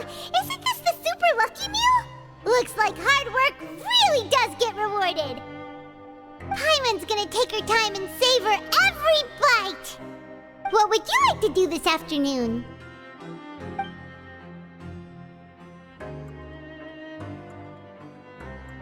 Right, we just need to keep at it.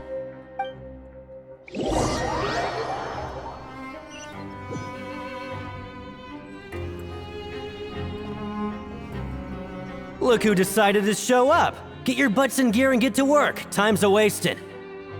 Good, here you go. Remember...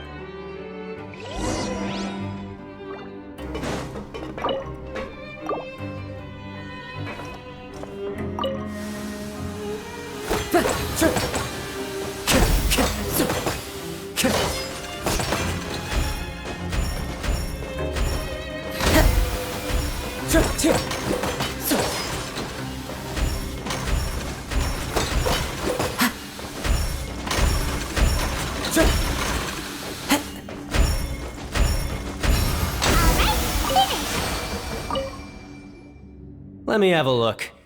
Not bad. Right, here's your credit coupons. We woke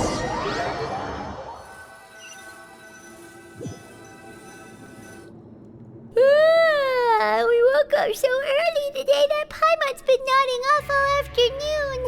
Good thing it's finally time for bed.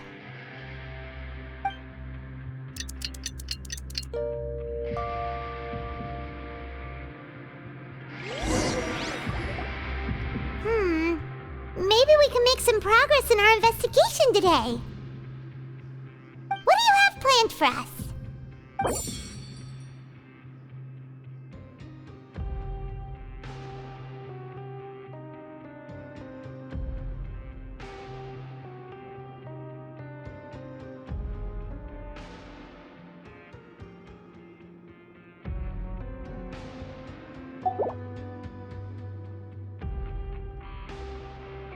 Let's go! Credit coupons, here we come!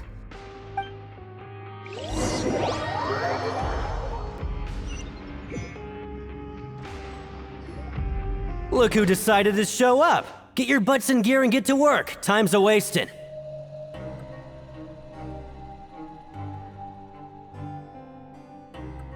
Oh? What's with suddenly wanting to work so hard? You need coupons that badly? Sure. Let's just say we really want to test our limits.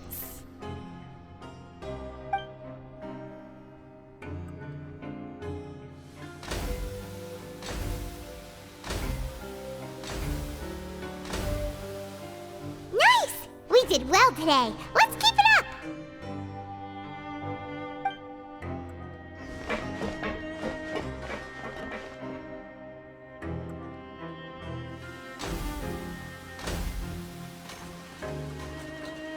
Ooh, Paimon's had it. Who knew that processing these widgets would be so tiring?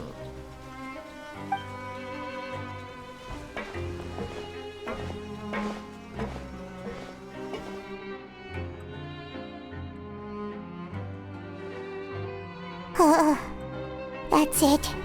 Paimon doesn't even have the energy to talk anymore. Is it time to eat yet?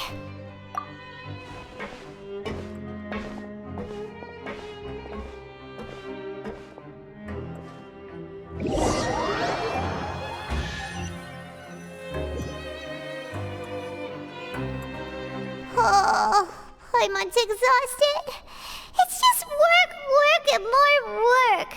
Paimon's little body can't handle this much longer. Wait a sec. Now that Paimon thinks about it, haven't we been working non-stop for 3 days now? And now it's lunchtime. Oh, Paimon feels a shiver going down her spine. What's going to happen? But it doesn't seem like anything's changed at all. And we made it to the coupon cafeteria safely. Are the so-called hidden rules only a rumor after all? Well, there's no use to just guessing all day. Paimon's stomach has been grumbling the whole time. Let's just eat already. Paimon wonders what we'll get today. Maybe we'll get the super lucky meal. Wait, what? What in the world is this? What's with Paimon's food? And yours is the same. Is this stuff meat? But it looks and feels so bizarre. What kind of chef would make food like this? What do you think is going on? Is this the bad thing that Rowan was talking about? No, stop right there. Paimon gets what you mean, just don't say it. Hey, isn't that Woolsey over there? He must have made the food, right? So let's just ask him about the food and be done with it. Hey, Woolsey, have a moment? What is it? I'm about to go report the numbers for today's free meal, so you'd better make it quick. It's about the meat in our meals. Look, does it seem normal to you? The meat? Oh, that. Looks perfectly fine to me. Totally normal. You better hurry up and chow down. How could this be fun? Hey, don't leave! You barely even looked at it! Hey! Ugh. What should we do now? Wolsey wouldn't even give us the time of day. Is he trying to hide something?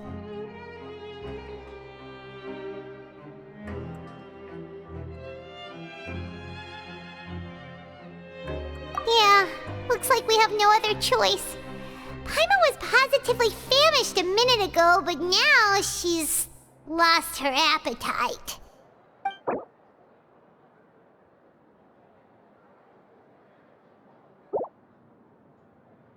What would you like to do this afternoon?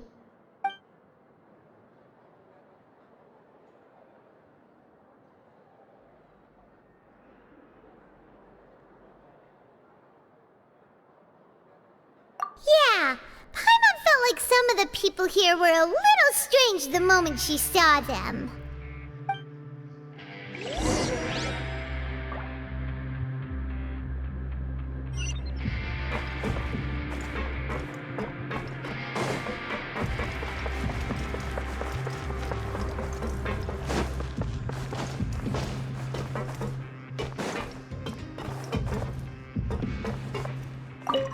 I'm not very good at remembering people's appearances. Anyway, no one comes to mind based on your description. Sorry, I don't know who you're talking about. You sure they're an inmate here?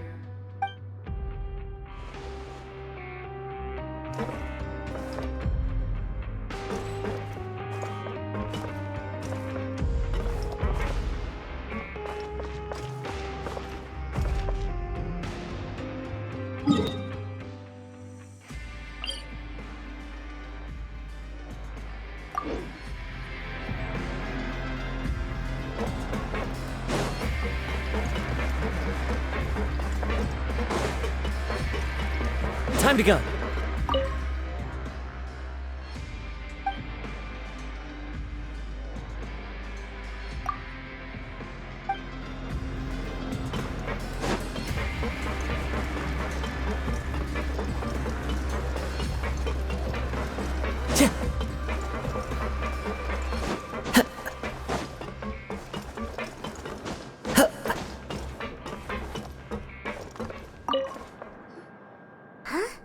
Rowan? What are you doing here, Chief? I was injured a bit just now.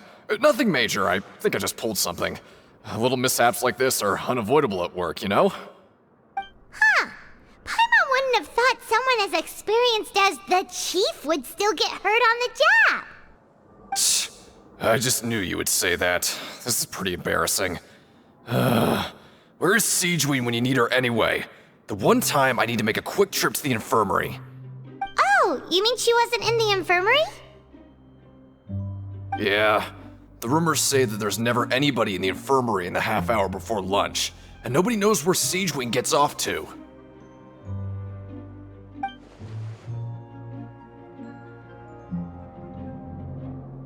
Huh. That's actually really strange. Siegeween's always super dedicated to her work. Where else would she possibly go? Forget it. I can take care of a small sprain like this on my own anyway.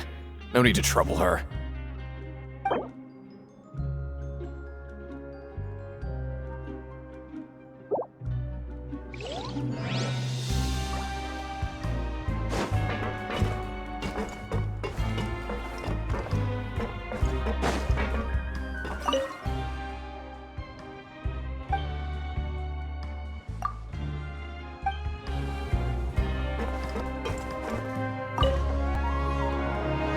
Oh, wonderful.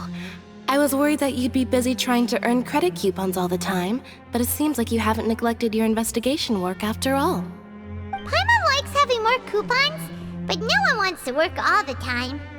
Have you also been investigating the area, Lynette? No, I was just slacking off, and you happened to catch me. My brother is still obsessed with anything remotely related to the Forbidden Zone. But knowing him, it won't be long before we get more leads. Oh, before I forget, this is for you. Huh? Credit coupons? Why are you giving us these? I've been here longer than you, so credit coupons aren't a resource in particularly short supply. What is in short supply are interesting people to talk with. Aw, that's so nice of you, Lynette. We'll be sure to make good use of these coupons then. Thanks a bunch!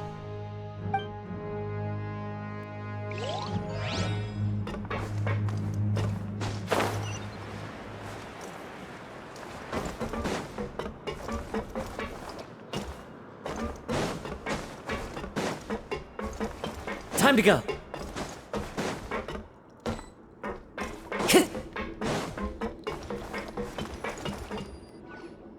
Hey, look! There's something here! Looks like a research notebook. That suspicious guy peeking into the infirmary just now. Is he a fan of Seedwing? He must have dropped this. Let Paimon read it real quick! The Melusine perceive the world very differently from humans. There are significant deviations. As a result, their sense of aesthetics and beauty is also very different from that of humans. This must be taken into consideration when giving gifts. Ooh, this all sounds pretty serious. He sure did his homework. And as for the notebook, let's take it.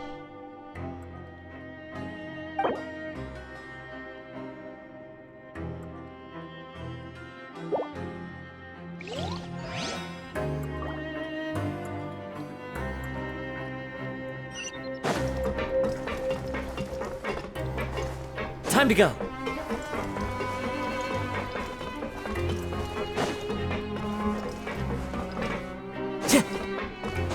Follow the wind.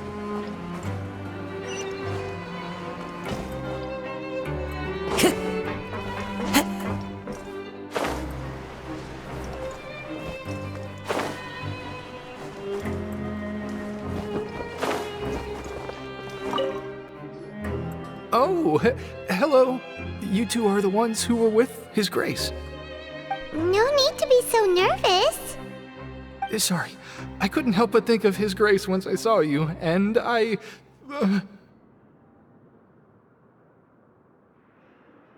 Oh, it's hard to say. Maybe I am.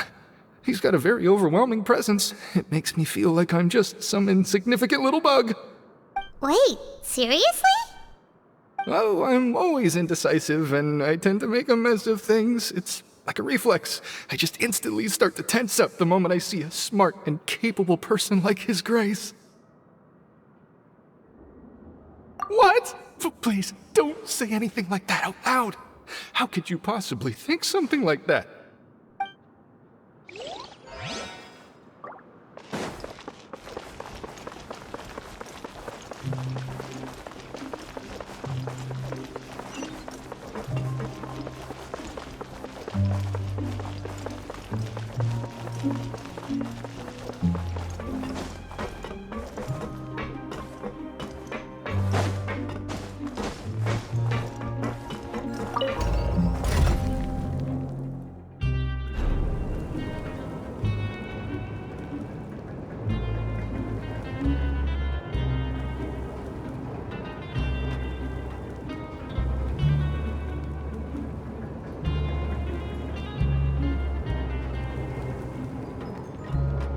There are leaves around, and I know just the tune to accompany them, if you wish to hear it.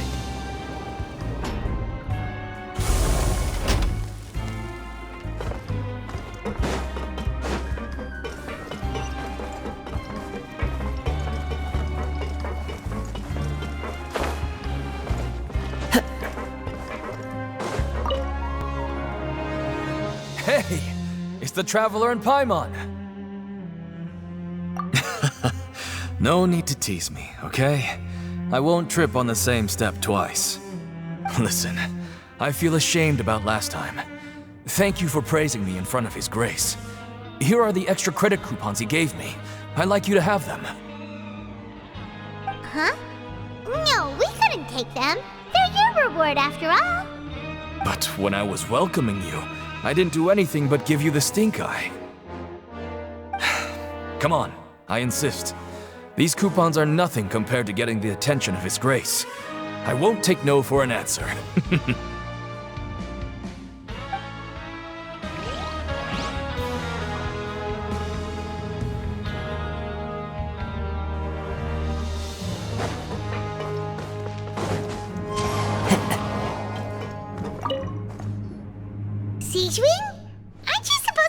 infirmary? What are you doing in the production zone? Hello, Traveler. Paimon? Everyone's usually busy around now, and we don't have any patients to look after in the infirmary. I thought I'd come here and enjoy the sight of everyone hard at work. Enjoy? What's there to enjoy here? It's really worth watching. I often stand here and observe everyone. Humans are just so interesting and adorable. I like to watch your expressions while you work. Are you talking about pets or people?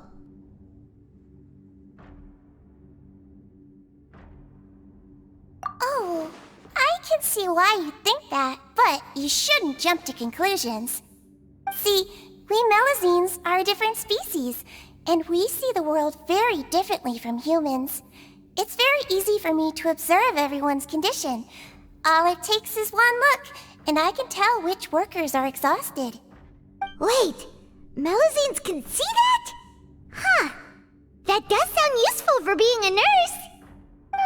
Yes, running around tending to everyone's health is very fulfilling. But I'd much prefer it if you're all happy and free from exhaustion and pain in the first place. Take care of your body and make sure you eat well. Always rest when you're tired from work and don't push yourself too hard. We'll definitely take care of ourselves. Thanks for the reminder.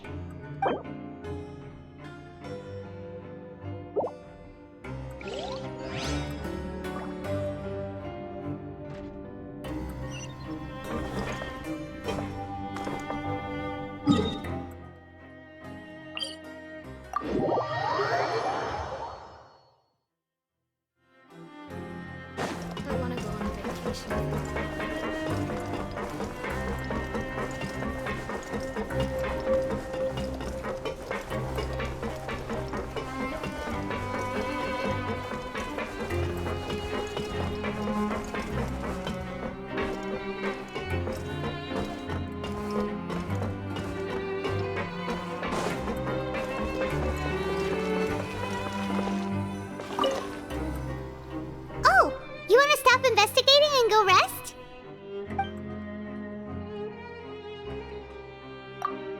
Okay, you should rest up. We'll be back at it tomorrow. So after working a few days straight, we got some strange meat in our lunch. What was that all about? Has our investigation turned up anything useful recently?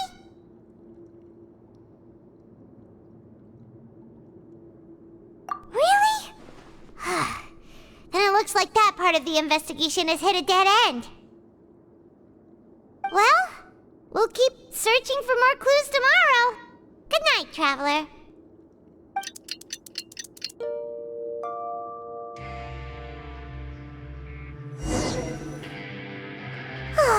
The dawn of a new day. Paimon feels like we're getting used to life as convicts. Is that a good thing or a bad thing? What do you have planned for us?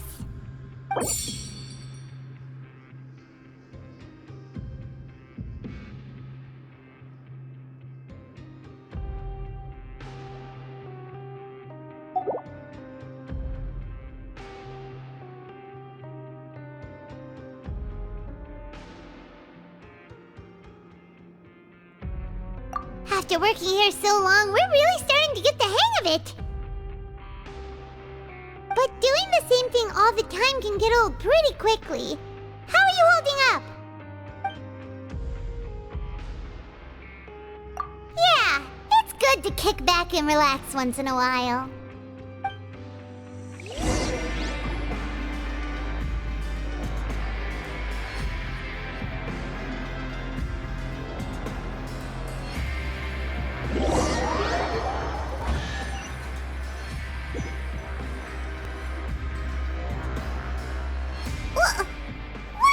Garbage. Ooh, it looks disgusting. Oh, Paimon misses your cooking now. What would you like to do this afternoon? Sure! If we're not going to work, then let's kill some time at the Pancration Ring. Grab yourself a welfare meal.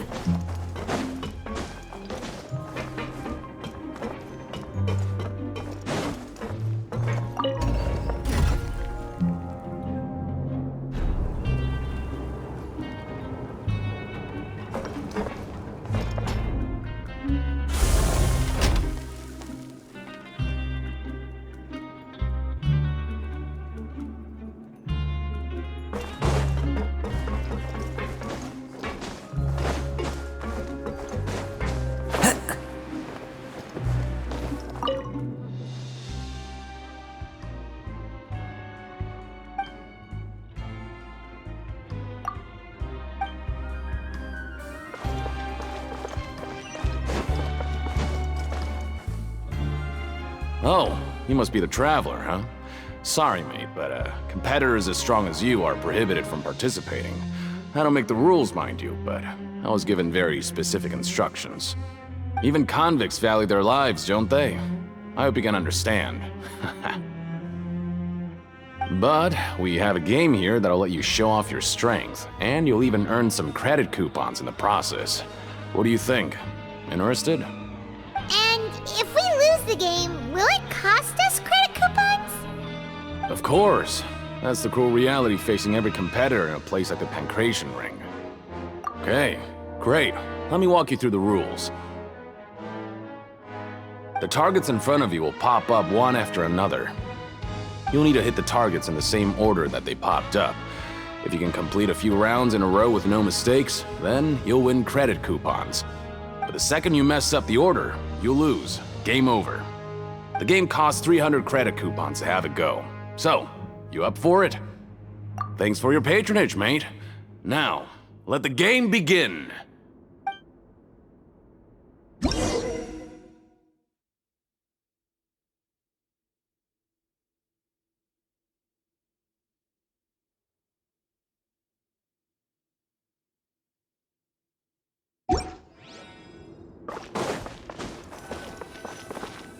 Okay, do your best to hit the targets, just like Colin said!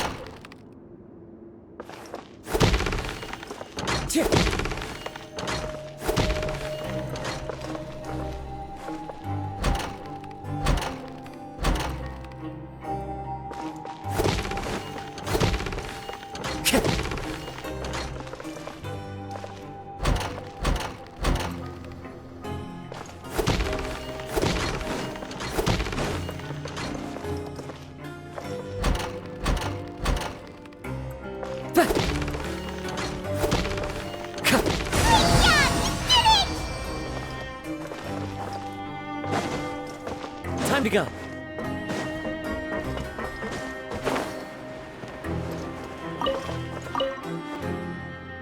Your strength really shouldn't be underestimated. Now I get why you're prohibited from participating in any official fights. Nobody who values their life would be willing to get in the ring with you.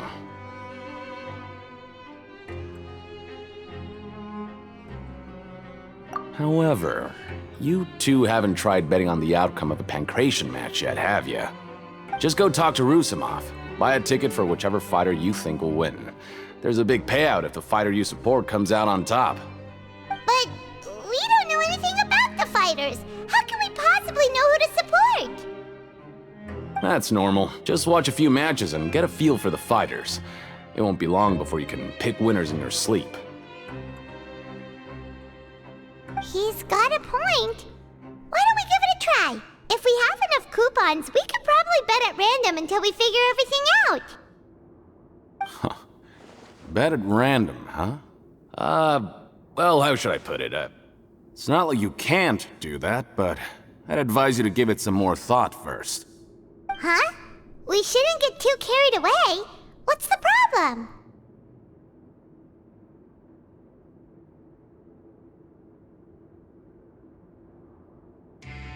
What? I never even picked a boxer before, and you already know about the rules?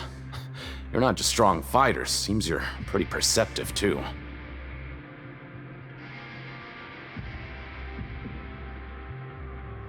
Might as well tell you about it, since you already know that much. Plus, I think you've got the potential to be one of my greatest customers. I think I can let you in a bid. Besides, I don't want to risk ever losing a customer like you. Is it that serious? Okay. The hidden rule here is, if you buy both boxers' tickets and support them both, something bad will happen the next morning. So the rule is that we shouldn't pick both boxers in the same fight, but if anyone actually did that, wouldn't they be guaranteed to lose coupons? Who would do that anyway? And what do you mean by something bad will happen? How would I know? Not like I'm stupid enough to do that. But I've heard a story about the rule. According to the rumor, there was a masked boxer who possessed incredible skill and power. None of his opponents even stood a chance against him. However, in the final match, the organizers told him to take off his mask. He refused and never showed up to the fight. And after that, he was never seen again. Some say he died, or that he was taken care of by the event's organizers. But everyone remembers that he was someone who cherished honor above all else. In his eyes, supporting both boxers in a match would dishonor the competition itself. So you mean it's like a curse? He'll take vengeance on anyone who does that?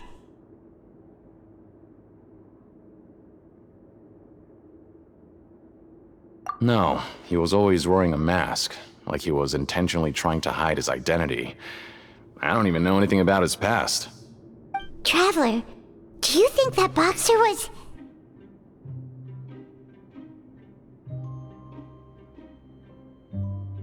Huh? We will? You're not serious, are you?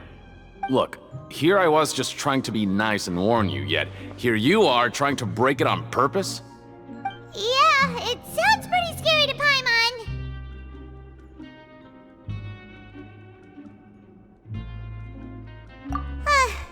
Seems you've made up your mind. Just be sure to protect Paimon, okay? Betting on both fighters will set you back about 3,000 credit coupons. If you have enough, then go ahead and give it a try. Just don't come running back to me if something happens.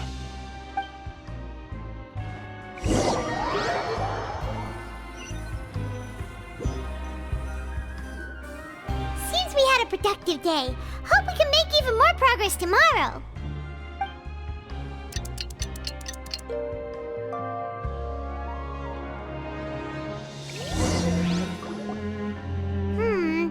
Maybe we can make some progress in our investigation today. What do you have planned for us?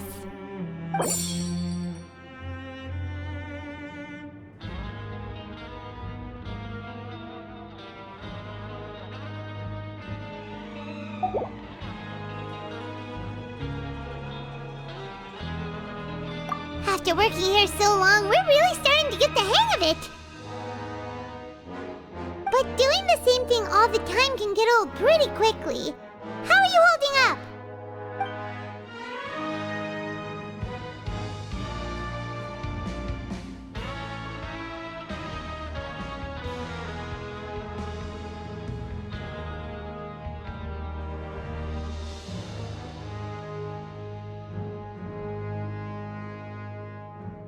Yeah, it's good to kick back and relax once in a while.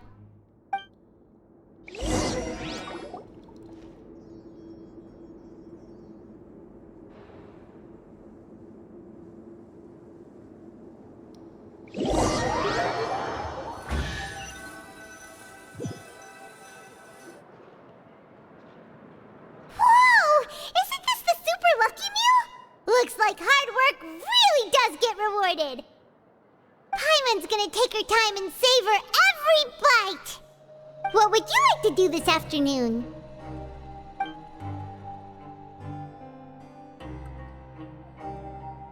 Sure! If we're not going to work, then let's kill some time at the Pancration Ring.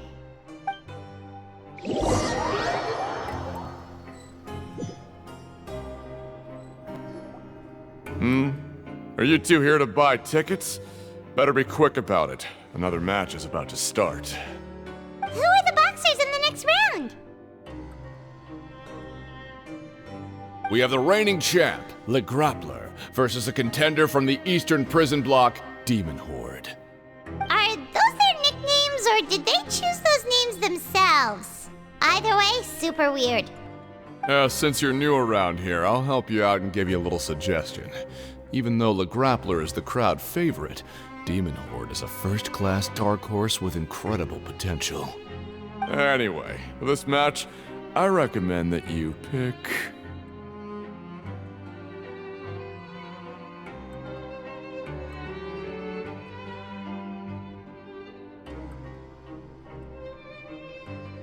Huh? For both fighters? I can tell you're new to this, but I didn't think you were completely clueless. Maybe you don't quite understand the rules, no? Let me try to explain again for you more clearly. You see... Oh, no need.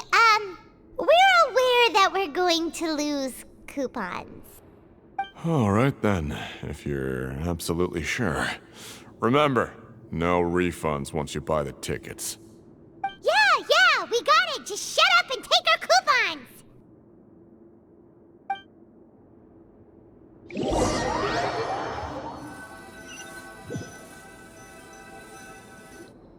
Aw, looks like we won't get a chance to sleep in as long as we're here.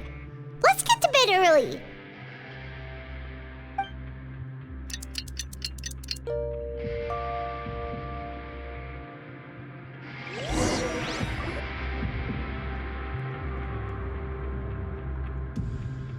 Hey, Traveler, Paimon.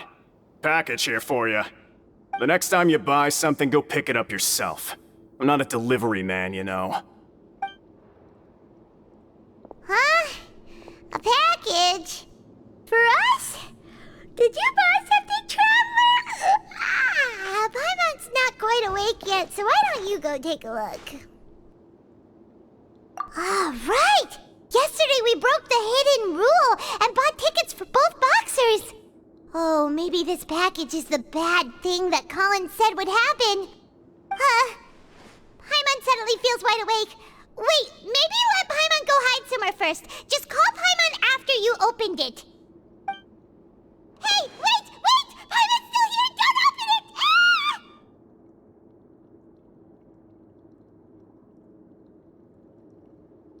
Huh? What is it? Are you okay? Let Paimon take a peek too.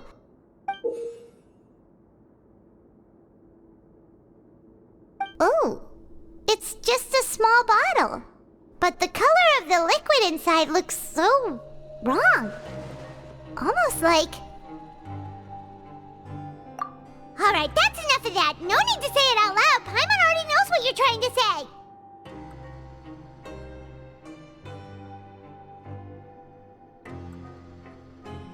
Ugh! No way! Get that stuff away from Paimon!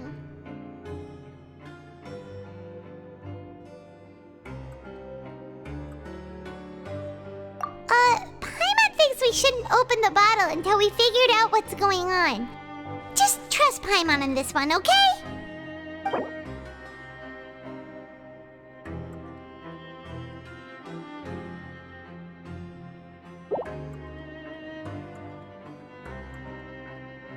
What do you have planned for us?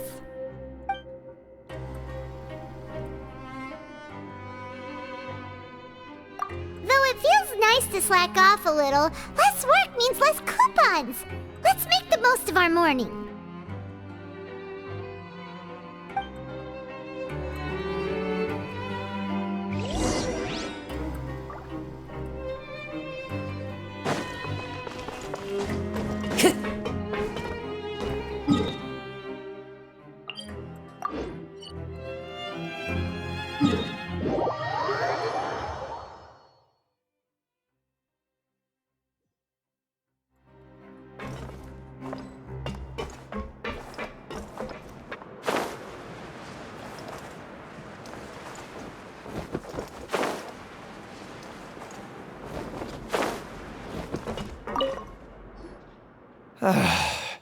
If there's no way to send it all out, then maybe I'll never get a chance to leave.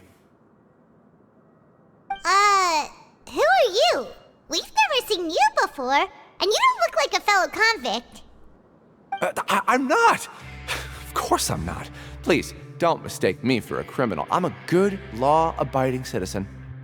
Then what are you doing here? You sure seem anxious about something. I'm a promoter for Fontico, and I'm usually responsible for promoting our drink products. I thought I could complete my task here quickly and return to headquarters, but I've been here way longer than I anticipated. Oh, a promoter from Fontico? So what kind of problem did you run into? I'm so upset. It's all because of that Duke. After discussing the company's promotional plans with him, he told me outright that my project was worthless. However, in light of our long history of successful collaboration, I still tried to patiently explain the details. However, to my surprise, he just cut me off while I was speaking. Let me take a moment and recall his exact words. I'm just gonna stop you there and say no. If anything, I'm saving you time. It seems you don't fully understand the value of credit coupons here, nor do you understand the value of your own products. The former is because you are from the overworld. That's understandable, and I don't blame you for that. But as for the latter, only someone monumentally stupid, so breathtakingly stupid that they were completely ignorant of the value of credit coupons, despite living in the underworld, would ever possibly consider buying your drink. Let's just forget it. Anyway, that's how he rejected my proposal and asked me to come up with another solution with the condition that it doesn't cause any trouble for him. Can you believe that guy? Well, he is the head honcho here. Not much you can do about that. We met him too and could tell that he's the kind of guy that's hard to pin down. Fine. I know I should just let it go. I'm on his turf after all. His house, his rules.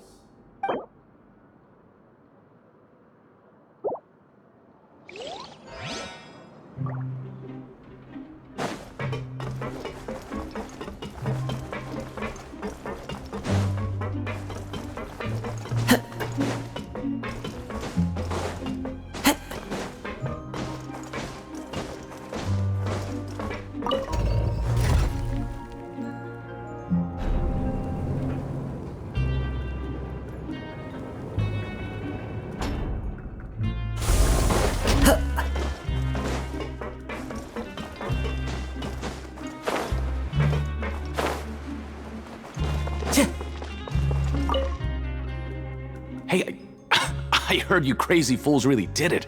You bought tickets to support both fighters, didn't ya? Well, did anything happen? Well, the next day we received a mysterious package, but we still haven't made any sense of the contents. So it is real. You didn't become cursed or anything like that, did ya? Are you both still okay? Wait. Are you sure that it's still you controlling your bodies right now? Paimon's not sure. What do you think, Traveler? Is Paimon still Paimon?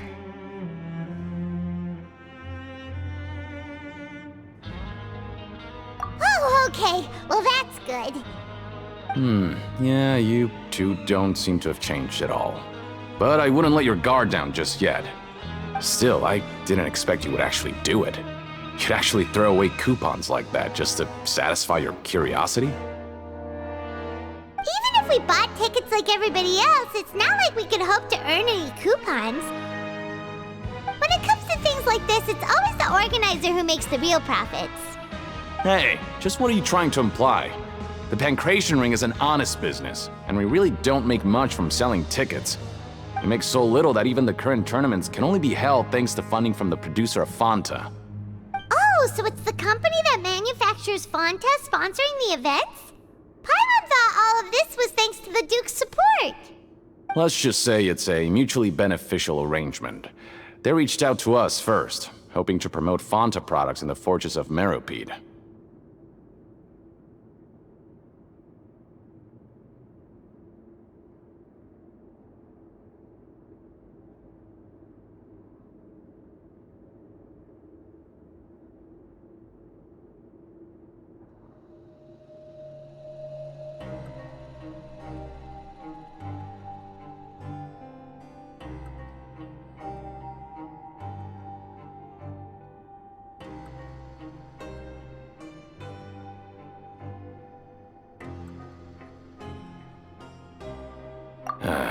Anyway, you try and take extra good care of yourselves these next few days, you hear?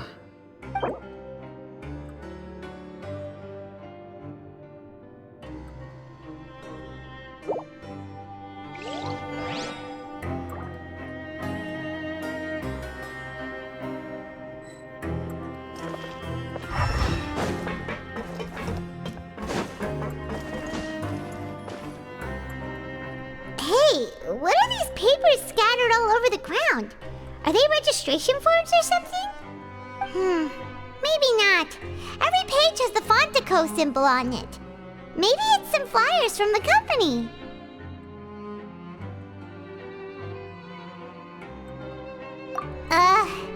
Okay. But if someone catches us, they could accuse us of trying to steal the company's secrets, couldn't they? Oh, you're right. Guess there's nothing to worry about then. Let Paimon have a look here. Without assistance from the Fontaine Research Institute, development of the new product has been slow, and some researchers on the project have voiced concerns. We have no choice but to let the new product undergo the first phase of promotional trials without a designated name or packaging. We will adjust the direction of future development according to feedback. We have decided to only conduct closed, small-scale trials for the time being. Sure doesn't seem like anything unusual. The company is just trying to develop some new products besides Fonta. But it sounds like things aren't going well at all. Let's put these papers back where we found them and make it look like nobody went through them. Okay, good.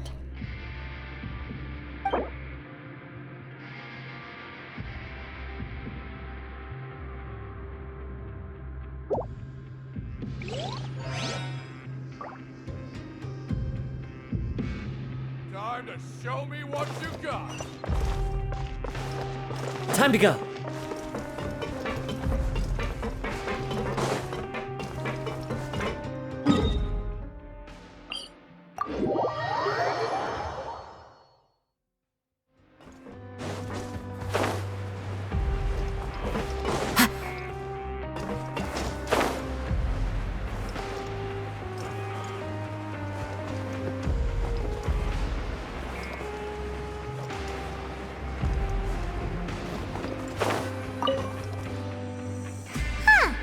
We ended up here without even thinking about it.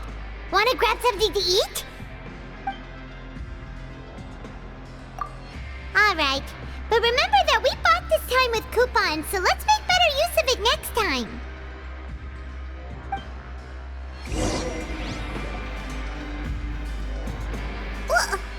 What is this garbage? Ooh, it looks disgusting! Oh, Paimon misses your cooking now. What would you like to do this afternoon?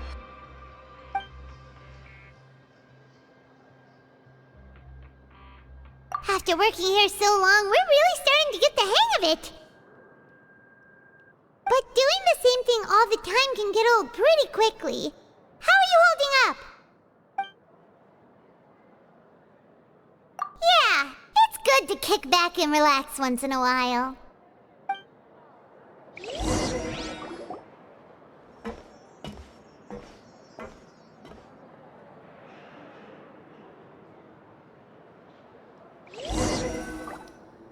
A mysterious box?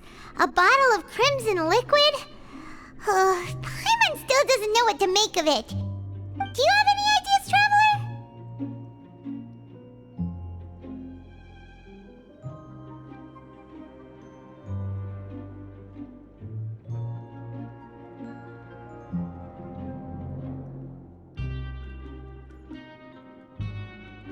Really?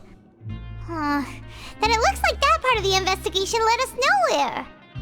Well, maybe we'll have better luck tomorrow. Good night, Traveler.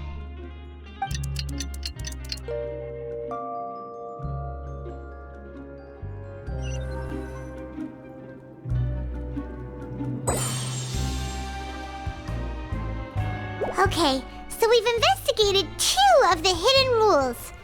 Paimon didn't think this prison would have so many weird things going on. We'd better pick up the pace with our investigation, otherwise we'll never get anywhere.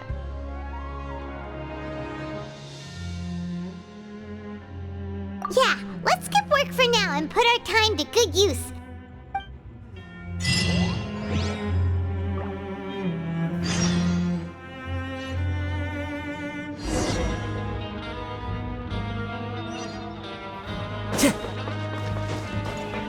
Time to go.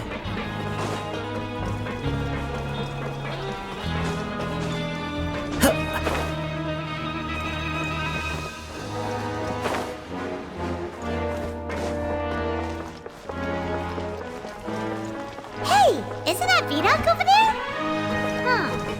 Is it just Paimon, or are there fewer people than usual here today?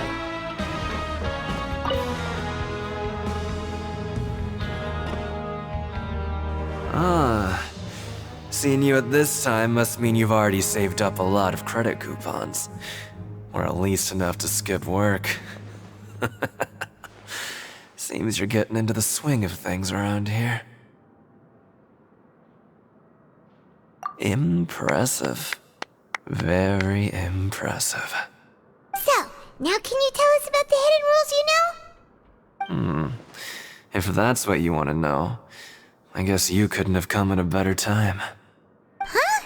What do you mean it's a good time?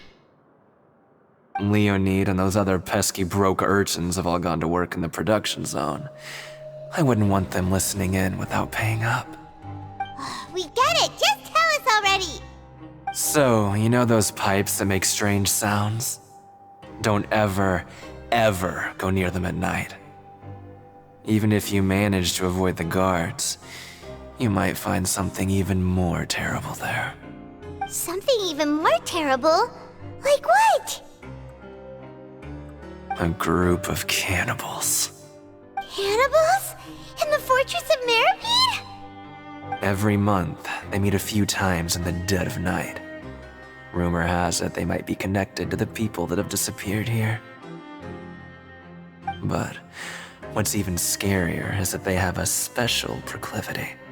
Since they have no way to dispose of the leftover remains, they have ways to transform them into other forms and keep them in the fortress forever. Paimon might already know what you mean by other forms. So that's what's going on here. Oh, Paimon's stomach doesn't feel so good.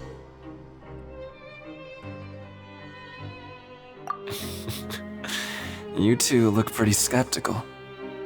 No matter, learning the truth behind dark secrets isn't necessarily a good thing. I've got things to do too. I suggest you just act like I never told you anything. Traveler, can we just trust him on this one? Oh, Paimon doesn't want her blood and flesh entombed here for all eternity?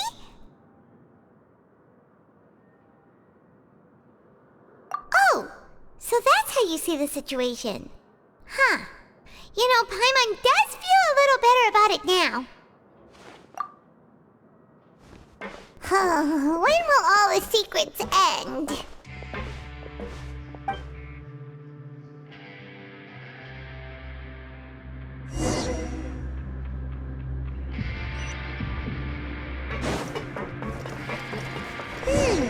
Vidok isn't here. But the guys who went to work in the morning are back. Let's go ask them!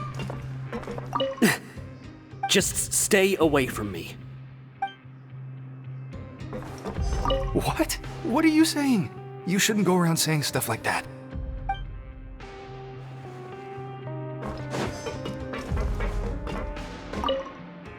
What are you talking about? Listen, you should keep your nose out of other people's business.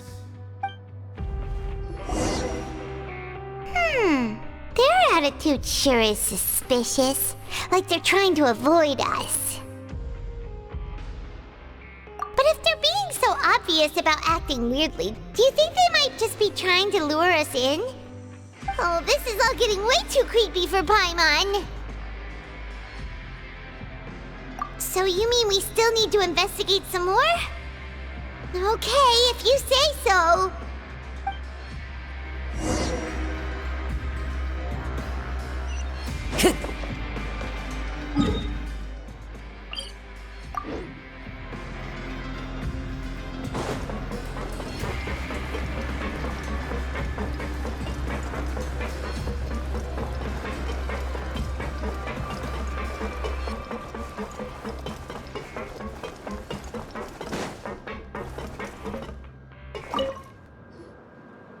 Fielding? What do you want? Criminals like you ought to be working right now. Catch my drift. We just want to ask you a simple question. Have you ever discovered anything odd during your nighttime patrols? Why are you asking about something like that? Whatever happens at night isn't your concern. All you need to worry about is getting enough sleep.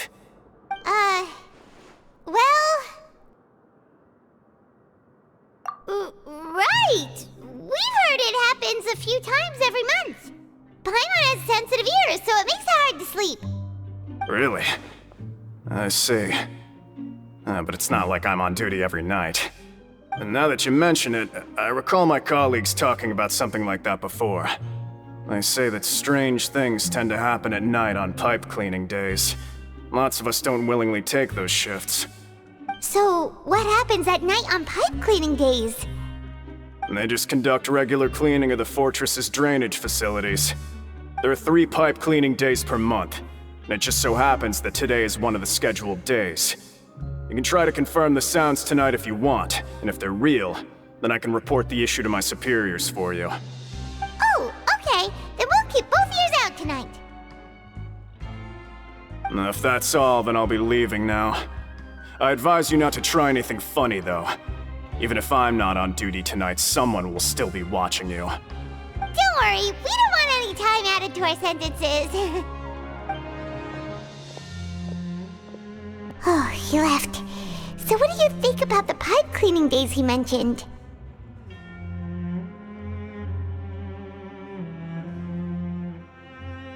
Right, both are a possibility.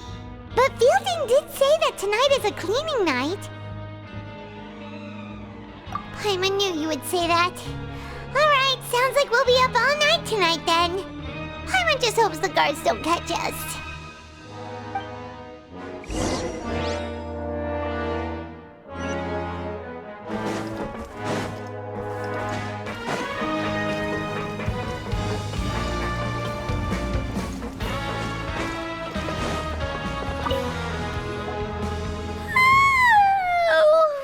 I'm so tired. But we can't sleep yet. They'll be cleaning the pipes tonight, so it's the perfect chance for us to investigate.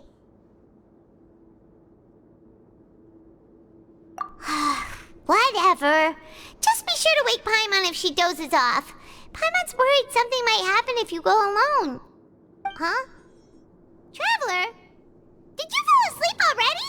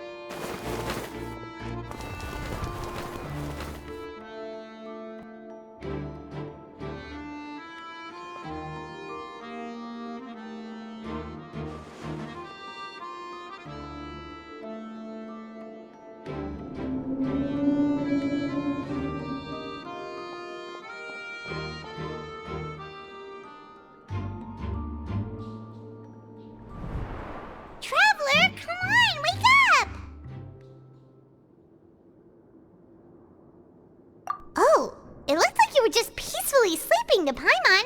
Well, what did you see this time? Really? So we're finally starting to figure out what actually happened! But what about the cannibals? How do you explain them? Okay, well, it's about time for us to get moving. Just be careful to avoid the patrolling guards.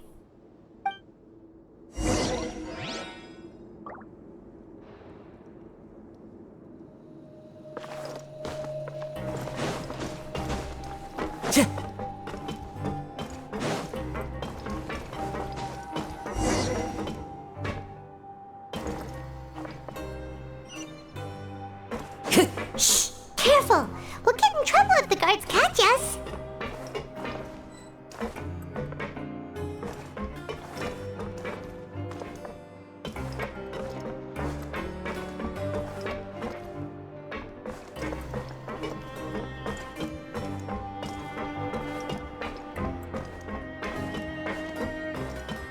Uh-oh! They spotted us!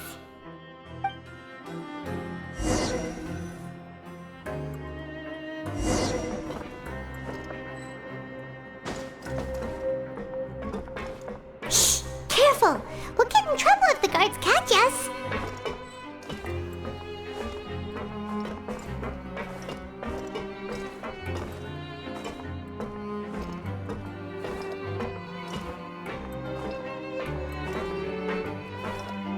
Uh-oh! They spotted us!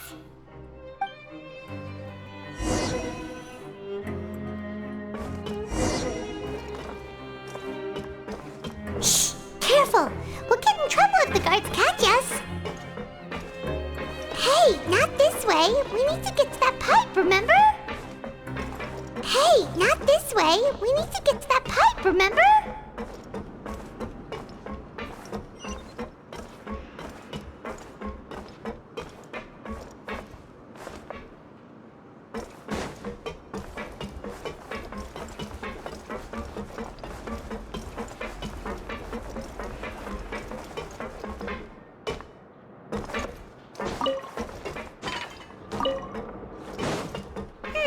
This should be the place.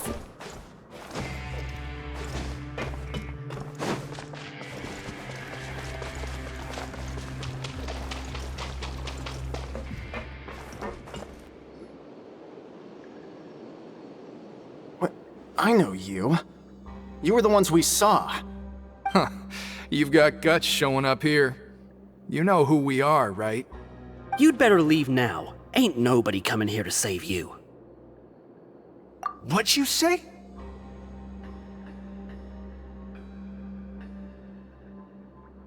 Yeah, so what if they were? If you push us, we can make those rumors a reality at any time. Hey, what's the point of all those rumors anyway? What exactly are you trying to do? I don't have to tell you anything. If you turn around, go back to the dormitories, and act like you never saw anything, then I'll pretend that you never showed up here. Yeah, scram. Nothing worth seeing here.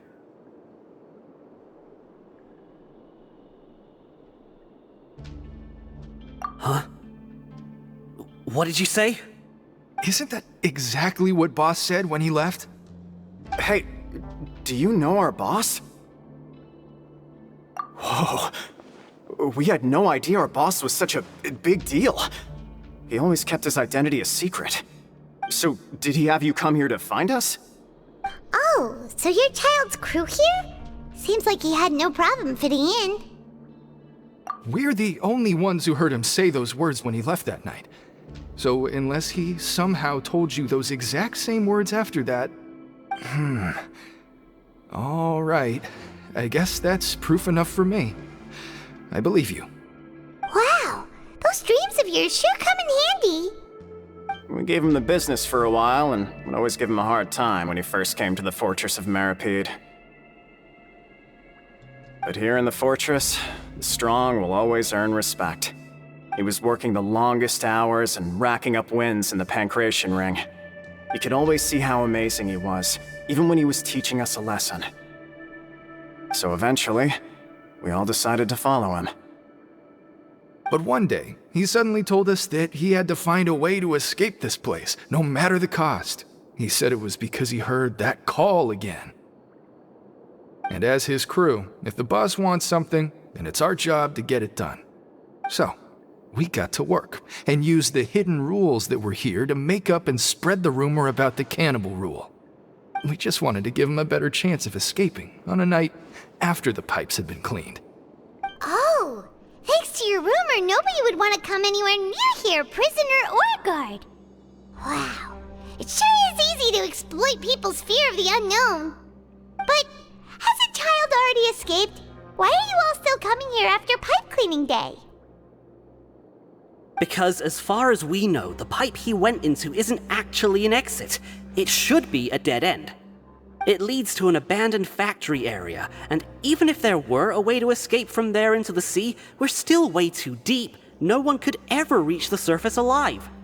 But Boss still insisted on going in. It's like he was obsessed about it. So we told him that we'd pretend as if he never existed while he was gone. And that if he wanted to come back, he should wait for nighttime on a pipe cleaning day. That way, we could meet him here and help cover the whole thing up. So you come and wait here through the night a few times a month just because of that promise? Yeah, but it's been so long now. We already know in our hearts that he must have managed to escape somehow. Is it also possible that something unfortunate happened to him? Nothing could ever defeat Boss or slow him down. It's one thing we know for sure. Okay. Paimon was just brainstorming possibilities.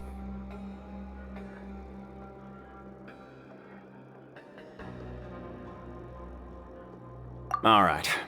Keep quiet and follow us.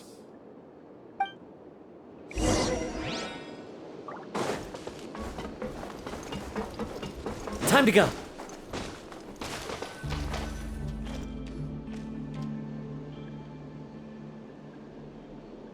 The way up from here has been sealed off. It's impossible to get through. Boss left by going down from here. It wasn't full of water at the time. Later, we came back hoping to have a look. That's when we found out it had been completely flooded. It's impossible to navigate unless you're an extremely skilled diver. Do you think Child got trapped by the water? Not likely. We all know that Boss was an incredible swimmer. Really? Then have him come investigate, pronto. Just be sure to tell us if you get any news about Boss. It's getting late. We should leave before the guards come this way. Yeah, we learned a lot about what happened to Child here. Let's get going!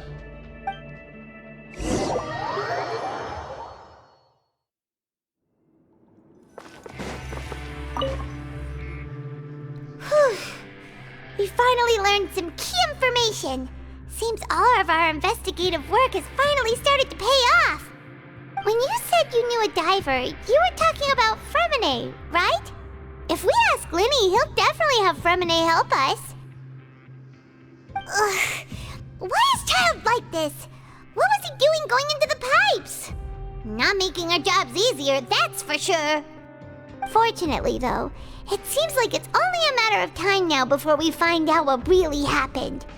Now that we can finally relax, I'm starting to feel super sleepy. Let's try to get some rest while we still can. Nighty-night, traveler!